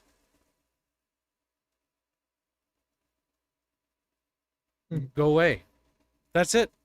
There's really nothing more to say about them. They're leeches, they're parasites on society. They have nothing to add to value. Their only contribution is literally just being brown. Good job. You were born brown. You were born. Like, what do you want? A fucking medal? I was born, you know, and I was born wit. Oh boy. What does that mean? It means fucking nothing. I'm defined by who I am as a person, not by the skin of what I am. Like, that means nothing to me. And if you can't actually have merit and accomplishment and define yourself as being an interesting person with an interesting mind, interesting perspective, and view sets that define you as a unique individual, and must instead conflate your personality based on your skin tone, you don't matter. You're a literally useless human being. Go fucking work at McDonald's and make me my double cheeseburger. That's all you are. I don't want them to make my food like they. Listen, they gotta have a job somewhere, okay? I'm not unhuman. Okay, no one should have to be put through that. Okay, at the McDonald's they have to wear gloves. Okay, they can't get their cooties on our burgers. They can't get their. They gotta wear the little plastic gloves to protect the burgers, you know, the cleanliness stuff. But yeah, so basically that.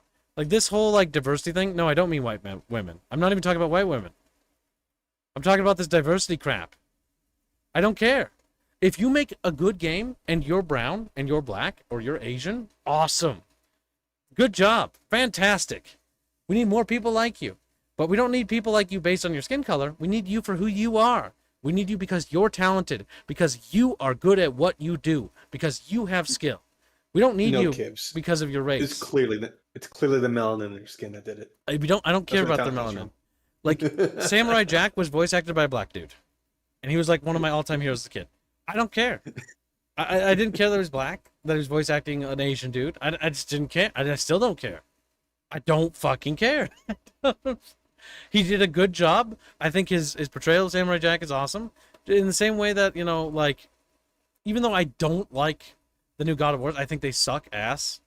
I think Christopher Judge voice work, I like his voice. I think he does a fantastic job. He's wasted. He's wasted on that. He should be in more games, but he should be in actually fun games, in my opinion. Christopher Judge is wasted. His talent is wasted on God of War. Genuinely wasted. I think he should go back to doing Stargate. Unironically, I wish they would actually make a Stargate like fucking video game series, like an RPG. like a proper Stargate RPG would be sick. XCOM style, but instead of the humans being the ones being invaded, they're going out doing like ops on like other worlds. I'll take tactics over XCOM, and then have Christopher Judge be like your main companion or like VA actor who's like your supporting cast character, because he's still young enough to do it, and Jack O'Neill is just getting old, and a lot of them they can have some people reprise the roles, but I think Christopher Judge would be excellent. Like He's got a maybe fantastic cameo voice from him, yeah. Or I like want could him. be like Go ahead. could be like his character in the thing training like soldier chef that go like make a Gears of War style or something like that. You're just the squad and he's the commander. I don't know. or something. Like they could just do something with him. He's I would want it talented. where if you missed, he has pre-recorded 1,000 voice lines that tells you how fractionally you missed the shot. Like he's just disappointed. Like the Teal'c disappointment. Like, isn't that hot? Extremely. Extremely. When he turns to you, raises an eyebrows, you fucking miss entirely. Just looking at you. I always loved that little eyebrow thing he did. That was always amazing. It's like, like, wow. O'Neill, aren't we supposed to be aiming at the enemy? Oh my god. I didn't realize we were giving warning shots. I didn't realize. This must be one of those teaching moments you spoke about. Oh my god. Man, Stargate's one of those IPs I really want to see rebooted, but it just ain't happening so far. Like, rebooted good. Clarification. Rebooted and actually made into a real video game. Instead of that trash we get. Speak of things and game devs of color, like that relooted game that like people like South Africans doing, like it only had like 200 and something people playing the demo, and the all-time peak, or even less maybe. Yeah. And most of those were YouTubers shitting on the game. Yeah. I'm glad that chat. I know you guys like to fund curse games. I'm glad you didn't fund Relooted. Because you know why? Some games are just so cringe, I don't even think they deserve the attention. I think they deserve to literally be forgotten. Forgotten, like I can't say for everybody here because I didn't read all their fucking blurbs, so I don't know if they're just here because they were dragged here. I'm not reading all that. I'm not reading it all. But when I see this title here, Decolonizing Cozy Games, it's like okay, you have a game. Like fuck, it's just. I would have ignored it when I saw that they were using pronouns. Yeah, pronouns is immediate. Like that's what I would stop reading. So you know what? I'll humor this for one, and we're gonna read what she wrote because I'm kind of curious. Let's see. What's so cozy about doing chores when you're at the center of the universe? Tristan J. Tarwater, great name. We'll delve into cozy games and how they uphold the values of colonialism. Oh my god, like the entire mentality. She's already missed the point of what cozy games are about. It went right over her fucking dumbass head. In their mechanics and narrative, more than just being about vibes, cozy games project an idea what is safe and rewarding for players, and often promote values of capitalism by rewarding them. Okay, get the fuck out. You don't belong here. You don't belong in gaming. Go away. The reason she's saying that, and I will let you know one thing that I just thought of, is that because like in the games, when you receive rewards for working hard and doing stuff, she considers it bad because that's capitalism. And there's one thing that I just realized. One of the complaints was, you are an outsider that comes in and helps the community. And I think that's very telling. That's terrible. God forbid you go help somebody. Like, okay. Yes. Like, let's finish reading this fucking detritus. Well, let's see. 5 cozy games players and often promote values of capitalism by rewarding individualism and consumption. Oh my god, rewarding individualism? God forbid you're unique. God forbid you guys are an individual person. You're not just Chatfish. You're Night Motorcyclist. You're Pickle Father. You're Brian H. You're Bond. You're fucking former Ghost. Doug Howard. God forbid you are people. God forbid. God forbid. What makes them satisfying for many can also make things uncomfortable for marginalized people. Okay. Let me help. So you're uncomfortable playing it? Don't play it. Go play something else. We can We can simply settle on this. We can compromise on this, okay? You don't like this game? Don't buy it. You're welcome. I helped you. I solved the problem about how you felt like cozy games were bad. You don't like it? It makes you uncomfortable? Go fuck off. Go do something else. It's not for you. You don't like the fact that like people play this game and they have fun? Then don't fucking play it. It's the meme with like, quit having fun. Like, she's that woman. Like, that's the one. Quit having fun. How dare you? Okay, go play something with your friends. You don't have friends? Maybe grow a fucking personality. Oh my god. By exploring and questioning the definitions of values of cozy games and colonialism. How about you go explore a fucking dumpster? Colonialism. It's like they always gotta bring that up specific.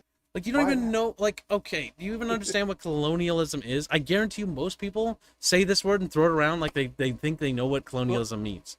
Here's the other funny thing when you actually start talking to people like this.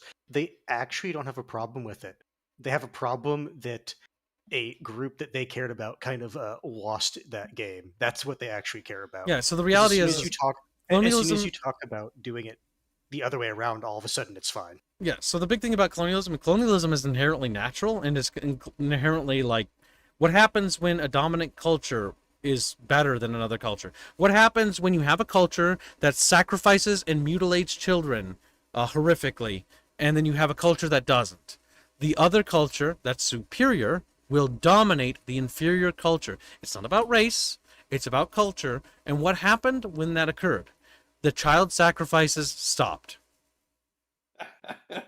There's also I know what sparked this conversation. Oh my god. I think the most mask off moment is when they complain, like, because I looked a little bit into their presentation, right? They complain about, like, you are an outsider that comes in and helps the community and saves the community. And what that says is they want to be an outsider that comes in and is a drag on the community. They are leeches on the community. That's what they think is good. No, it's more like the idea that some foreigner, like for example, white savior, could come in and radically change the community for the better. Yeah. But when you combine that knowledge of how they like to be like, I arrived in this community, and you guys have to like endure me now. I don't bring anything to the community. I just bring like bad stuff. So let me give her. Let me look into her stinky, decrepit shoes and fucking see through her lens real quickly. So let's take a game that everybody kind of knows about, right? Let's take a basic game like, Skyrim, a more popular, you all know what this game's about. You're some vagabond coming to a land. Let's say you chose a race that's different, right, than Skyrim, and you're like, from the Empire or whatever. And you come in and you start helping people and doing quests and improving people's lives. That's colonialism. How dare you upset the natural balance of their culture by being a white savior? How dare you fucking save that child before they got murdered? How dare you? You should have just let them be sacrificed. This is what they've been doing for centuries. Don't improve anything. Settle with the bad, and then the thing is, what's ironic about this mentality is, okay, like, she's already fucking talking about like capitalism and individualism, like as a bad thing. Are you fucking kidding me? Capitalism isn't bad. The ability to engage in the free market and sell your stuff on the merit of who you are isn't bad. Are you fucking kidding me? Like, you literally, the only reason you are even here is because of capitalism. If this was any other society, you know what you'd be? You'd be dead in a ditch somewhere. Capitalism bad. Remember, Kip? It said so in the Red Book. Capitalism is not a bad thing. Unrestricted, like anarcho-capitalism, you could argue, yeah, because then you go like crazy wild, right? Where it's like, we could sell people. We could sell You could sell children. Obviously, anything in its extreme is always going to be bad. But that's why anything in its extreme is always bad. Individualism is not a bad thing. Individualism has never been a bad thing. The fact that she uses the word individualism as a word, as a crux of her argument for bad, individualism and consumption, individualism is bad. Individualism.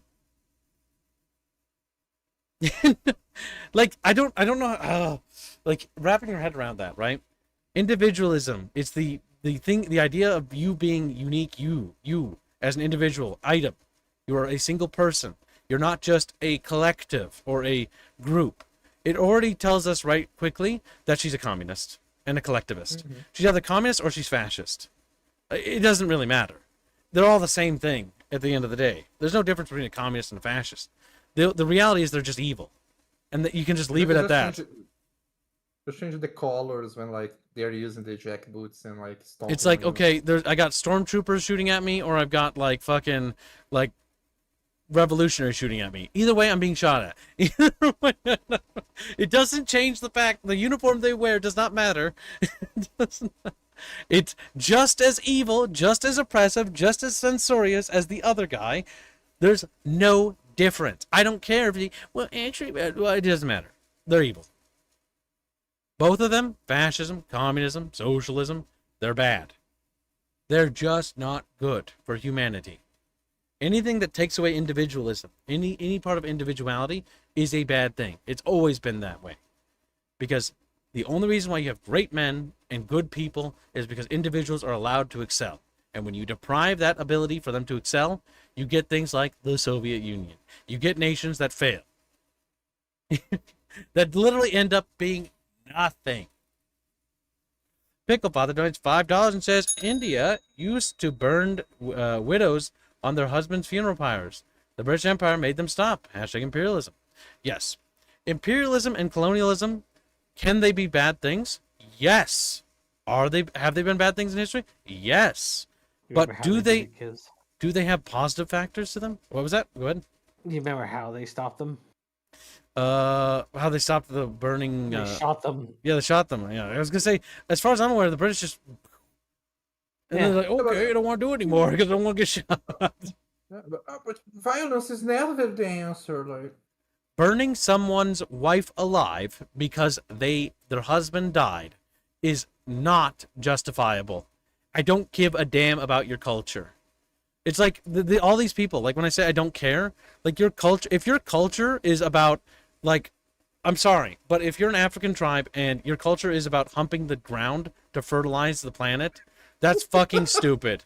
And yes, there is a culture that does that, and I'm not kidding. Yeah, but at least these, like, they are humping the ground. They are only hurting themselves, you know.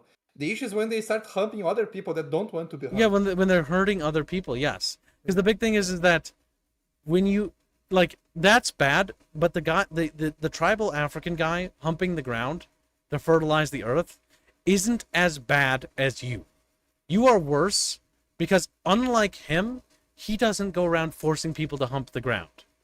It's weird that he does it, but you know what? I'm going to be tolerant and tolerate his existence because he's not hurting anybody. He's not even hurting himself. He's just being weird. He's doing what he does, and that's fine for him. But you know what isn't fine? It isn't fine what you're doing because you're trying to change everyone around you. That's not okay. That's not fine. Random bits of culture. You'd be surprised what you learn when you research things, Bond, about cultures. I remember customs. The people that thought that tattoos made the immortal in fights. And but the guy that died with the tattoo, like, oh no, it's because he didn't believe it. He didn't believe it. Well, yeah. He didn't draw the tattoo right. Are you telling me confirmation bias is also is more real than you think? You remind me of the fucking Boxer Rebellion. It's like the boxer's like, he clearly wasn't a true boxer because he died. Not like me. I am a true boxer. The Boxer Rebellion's funny as fuck. Oh my god. 55 days at Peking. The empires did nothing wrong. And I'm right. You was like, what the fuck? Didn't even know that movie existed until I showed it to you. It's a good goddamn movie. It's a classic. I learned about the. I know about the event. I've just never seen the movie. I learned about the event from the song before I even learned about it in school at all. The diplomatic corps. Also, call me a hipster, but the English and the German versions are the best ones. They are. Screaming shusha as they fell. Or the shushow, I can't remember. It's shushow. Yeah, Diplomatic Corps. Yeah, the 55 Days of Peking movie is a classic, chat. You should watch it. It's just like watching Zulu. You watch 55 Days at Peking, you next watch Zulu. These are great movies. And I will point out that these movies, like Zulu, for example, literally, what the movie directors, they went and got actually the ancestors of Zulus to play in the movie. Like, it's actually really cool what they did.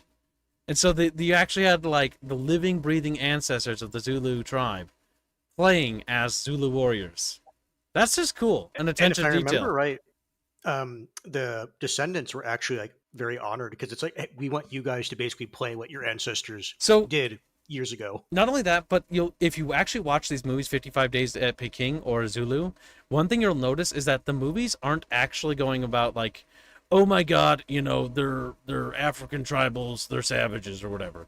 It does no such thing, because because it's a war movie, it actually pays credence to the enemy, because it's shown from the British perspective, because it's a British film, right? And so it shows, but it also shows the valor and the courage of the Zulu warriors, basically facing this like very powerful and, you know, overwhelmingly technologically strong, powerful. Like the empire. reason being is because you want to uplift your enemy to uplift your own achievements. Yes. And so they both look at each other with respect. And at the end, when the Zulus end up backing off, they back off not out of the fact that they're unable to beat them, but out of respect for their enemy for fighting with valor and courage. They let them live because they realized that they were just like them and they respected them as warriors. That's really fucking cool. In 55 Days at Peking, you get to see all sorts of like other like angles of that, except a bit more on the side of like looking at empires and how empires view the 55 Days at Peking issue, as well as showing the Chinese perspective of the events as well, and the corrupt despot empire that the Qing dynasty had become. Because make no mistake, the Qing dynasty didn't give a damn about its people.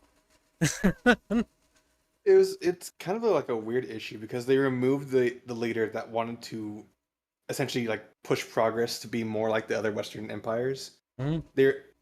They removed him and his advisor took over, and then we just didn't, put him back in power for some reason. Well, we're just like we'll continue on, whatever. Yeah, it's like curious. Curious. I think they didn't put the guy that's competent in power because they wanted to keep their adversary. Yeah, they wanted to keep the power for themselves. Keep the power for themselves. It was a good movie, yes. So is 55 Days at Peking. If you haven't watched it, you need to. It's a classic. It's a classic. Oh yeah, Peking also doesn't exist anymore because they were embarrassed by that, so they renamed it to Beijing. Oh yeah, China was so embarrassed about that they renamed it to Beijing. That is so funny. They were so embarrassed by the 55 Days at Peking of literally getting Raffle stomped by a tiny diplomatic corps of various nations coming together, because it's one of the few points in history, 1910, right, AD, is a weird point in history in which every single empire that existed came together to fight against the Boxer rebellions in defense, shoulder to shoulder. That's fucking incredible moment in human history. We've never seen anything quite like that ever again. That's why that event is so interesting. Because 4 years later, World War I would start, by the way. I want to point that out. And what's interesting about the 55 Days at Peking is that each nation had their own song of the same event. It was a weird point in history that, and again, okay, no, we're not going to go into this. Otherwise, we're going to start talking about how World War I, nobody wanted it to happen. And it was that war that no one wanted. Because that's actually a huge deal. Because everybody wanted peace. This is what happens when you fuck up. Autism, champ. Autism. You must curb it. Curb it. Tylenol, chat. Yeah. Not Tylenol. Become Tylenol, baby. This is human excellence at its finest, Bucky. This is what it looks like. It looks like a Tylenol, baby. It's like, what the fuck? Contrary to people's popular belief, the samurai was interested in modernizing and using firearms. Yes, that's also true. But again, Hollywood be Hollywood. And people spout nonsense about what actually happened, distorting the truth. I watched Rurouni Kenshin. I believe that's bullshit. I believe that's bullshit. Chinese martial arts will often get stomped by Western boxers? Yes. Well, that's also because Chinese martial art is often...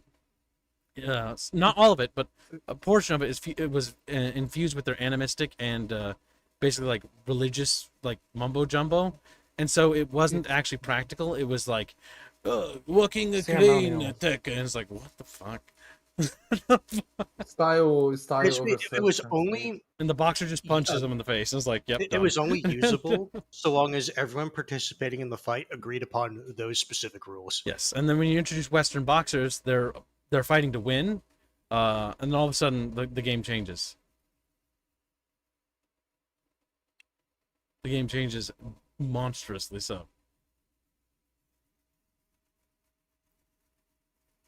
Spider-Pig should activate the chatfish. Is it time to activate your fish? All right, I think we've moved through all the topics today, chat. I think we should end it before we activate his chatfish and make him come to the next stream to see it's activated. Whoa. I think that's a genius marketing ploy. Spider-Pig will have to be in the next stream to help us remember. You'll have to watch the next stream. But yes, thank you for your generous donations, chat. We will be scheduling the next stream in a few minutes because I haven't scheduled it right away, and I don't want to just sit here and waffle for too long.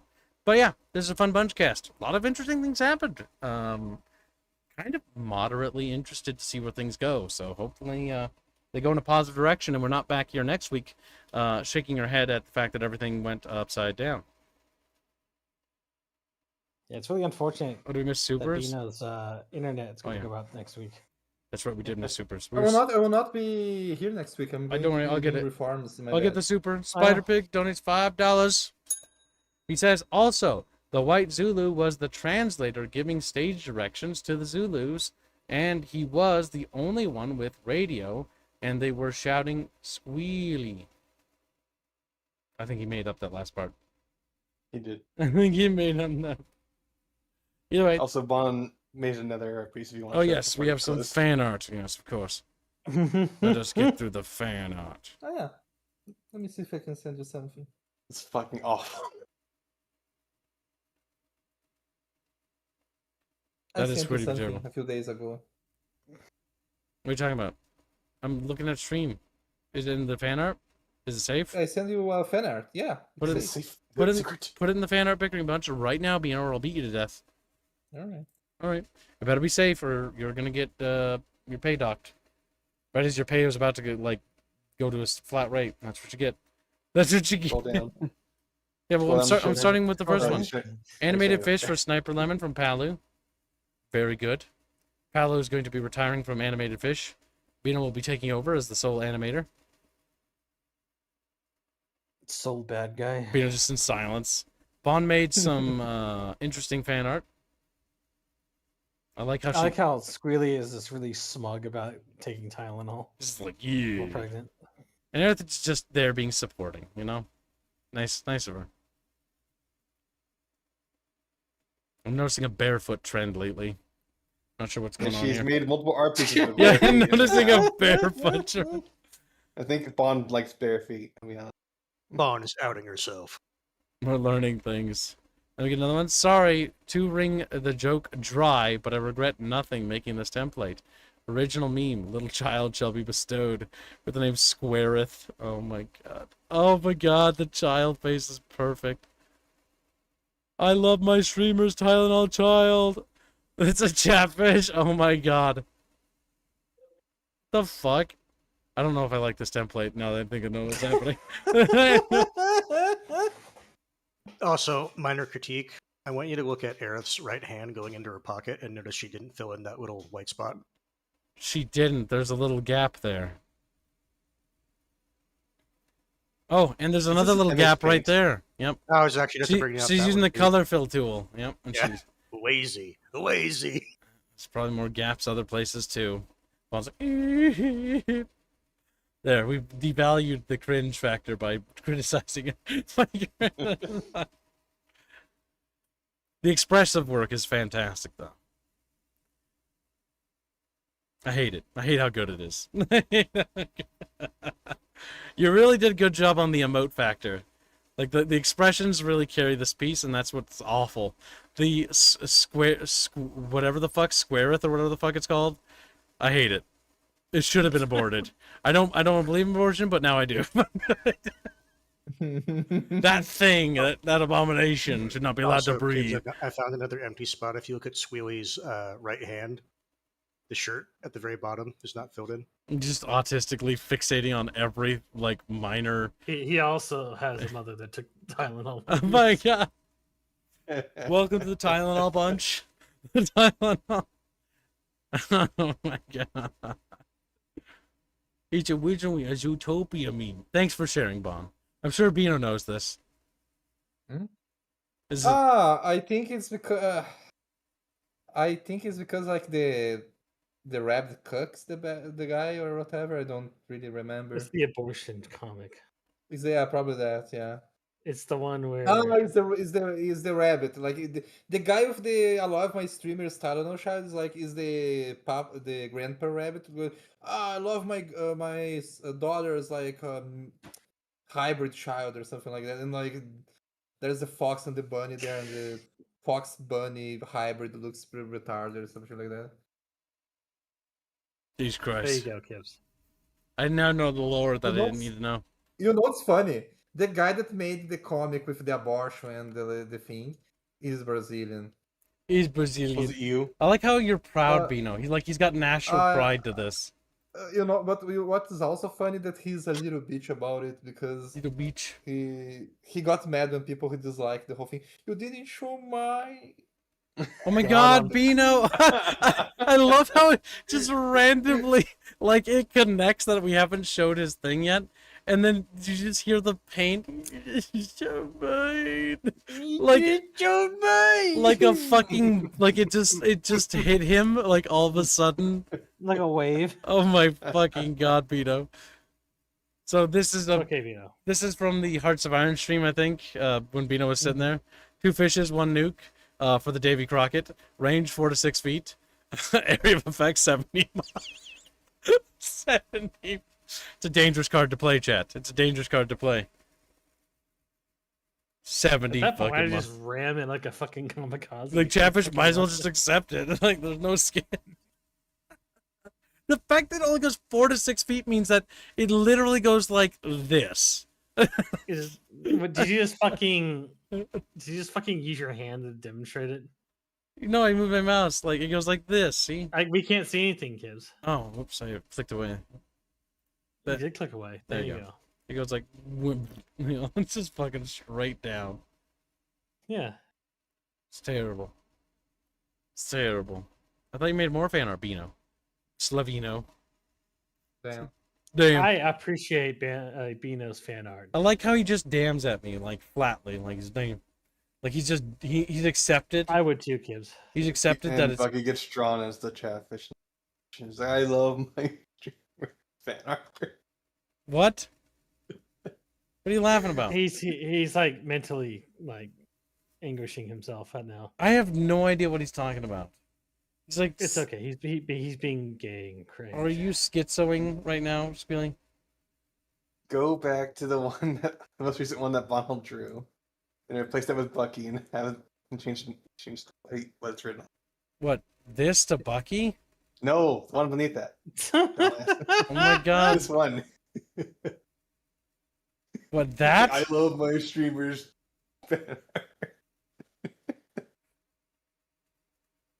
You know what, Kibbs? I'll make an even better joke. You'd have to put the FBI hat on. The child looks like me. The little child looks oh my like God, we had you. And then change this to Bon. like you could have it really could have had a chance to say that my character looks like the fucking retard child. But you don't. Tylenol child. Okay, I don't. Okay, never mind then. I was gonna say that kind of works because you could just like replace the hat with FBI. Yeah, but no, he says it doesn't look like me, Kib. So get fucked. It doesn't. Squealy, are you fucking dumb? Do you not realize the setup? You stupid motherfucker! Like you got handed a W, and then you took the W, you threw it in the trash, and then you looked back at me. A handed W is worth nothing. It was like, and then he sits on his L, and then he spins in his little fucking chair. With his legs kicking out. Yeah. No, Kibbs, he doesn't sit in an L. He sits in his froggy chair. I don't have the froggy chair. That belongs to Chumba. Chumba's not here, so you have to take over now. Well, he's at work.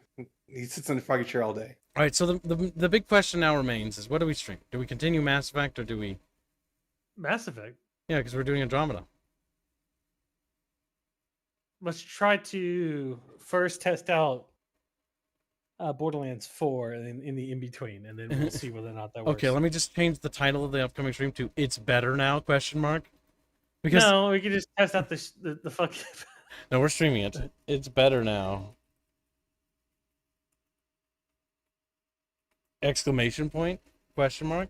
It's not going to be better It's now, not chat. better. I guarantee you almost instantly, chat, that this is going to be... We're going to be lagging, crashing, and screaming, and then watching Space King in the Discord, probably. So what's going to happen? Alright, I need to... I appreciate you, Squealy, for ruining Kibbs's opportunity. We were winning, Squilly. We were winning. You weren't. Yeah, you weren't. Well, now we're not. If Bucky's setting it up for you, you're not gonna win, kid. He's just See, the gonna thing turn is, around later. I know how he works. He was intentionally like it's not even letting me win. He was really letting you win. Is what was happening. I had no real part in this. Yeah, you did. This is all about you. I don't matter. Oh my god, I don't matter. Look at this fucking like. Alright, get back in the froggy chair. Get back in the froggy. No, Kibbs, you quiet. Chat, clip it. Clip it. I don't Send it to matter. me. I don't matter. No, I'm yeah. Squealy. I don't matter. Fucking. You can clip that too. You can clip that one too. What are you talking And then about? send that to me. And I can have 2 additional voice lines for the voice for the soundboard. Fucking, I'm having an aneurysm over your chat. I'm having my Tylenol spurg out. I'm not gonna rename it to Tylenol. The stream. It's on Tylenol. The Tylenol talk. The Tylenol talk. Yeah, that's good. All right, chat. We'll see you in the Get Tylenol the talk. full We'll talk Tylenol. about how much Tylenol my mom took when I was being cremated in her womb or whatever. Cremated. Cremated? You know that ash baby meme? That's me. That's probably what happens. What? You get cremated when your mom takes Tylenol. Do you know the Ash Baby meme, Bucky? I know what it is. I'm just trying to figure out how to fucking apply. Kib thinks he was Yeah. cremated when. I'll show chat because they don't know. They don't know. You gotta. So like when my The Ash Baby. Yeah, the Ash Baby. This is what happens, chat. This is what happens, chat, when your mom takes Tylenol. Like, and you're in the womb. Like, that's just you. Like, ah. Ball wants to argue that you get marinated in the womb. You know, well, you get marinated and you're just gone.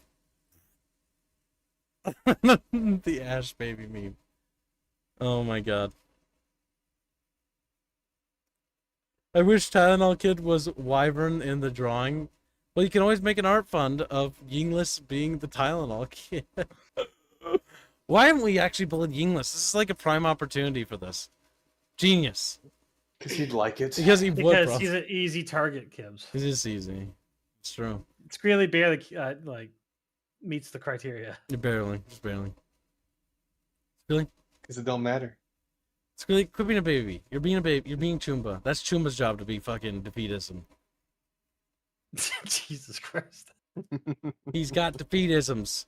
Where he's like, me Choomba, me sad. Now, Chatfish, we'll see you in the next stream. Behave, be square, and we'll see you in the bucket.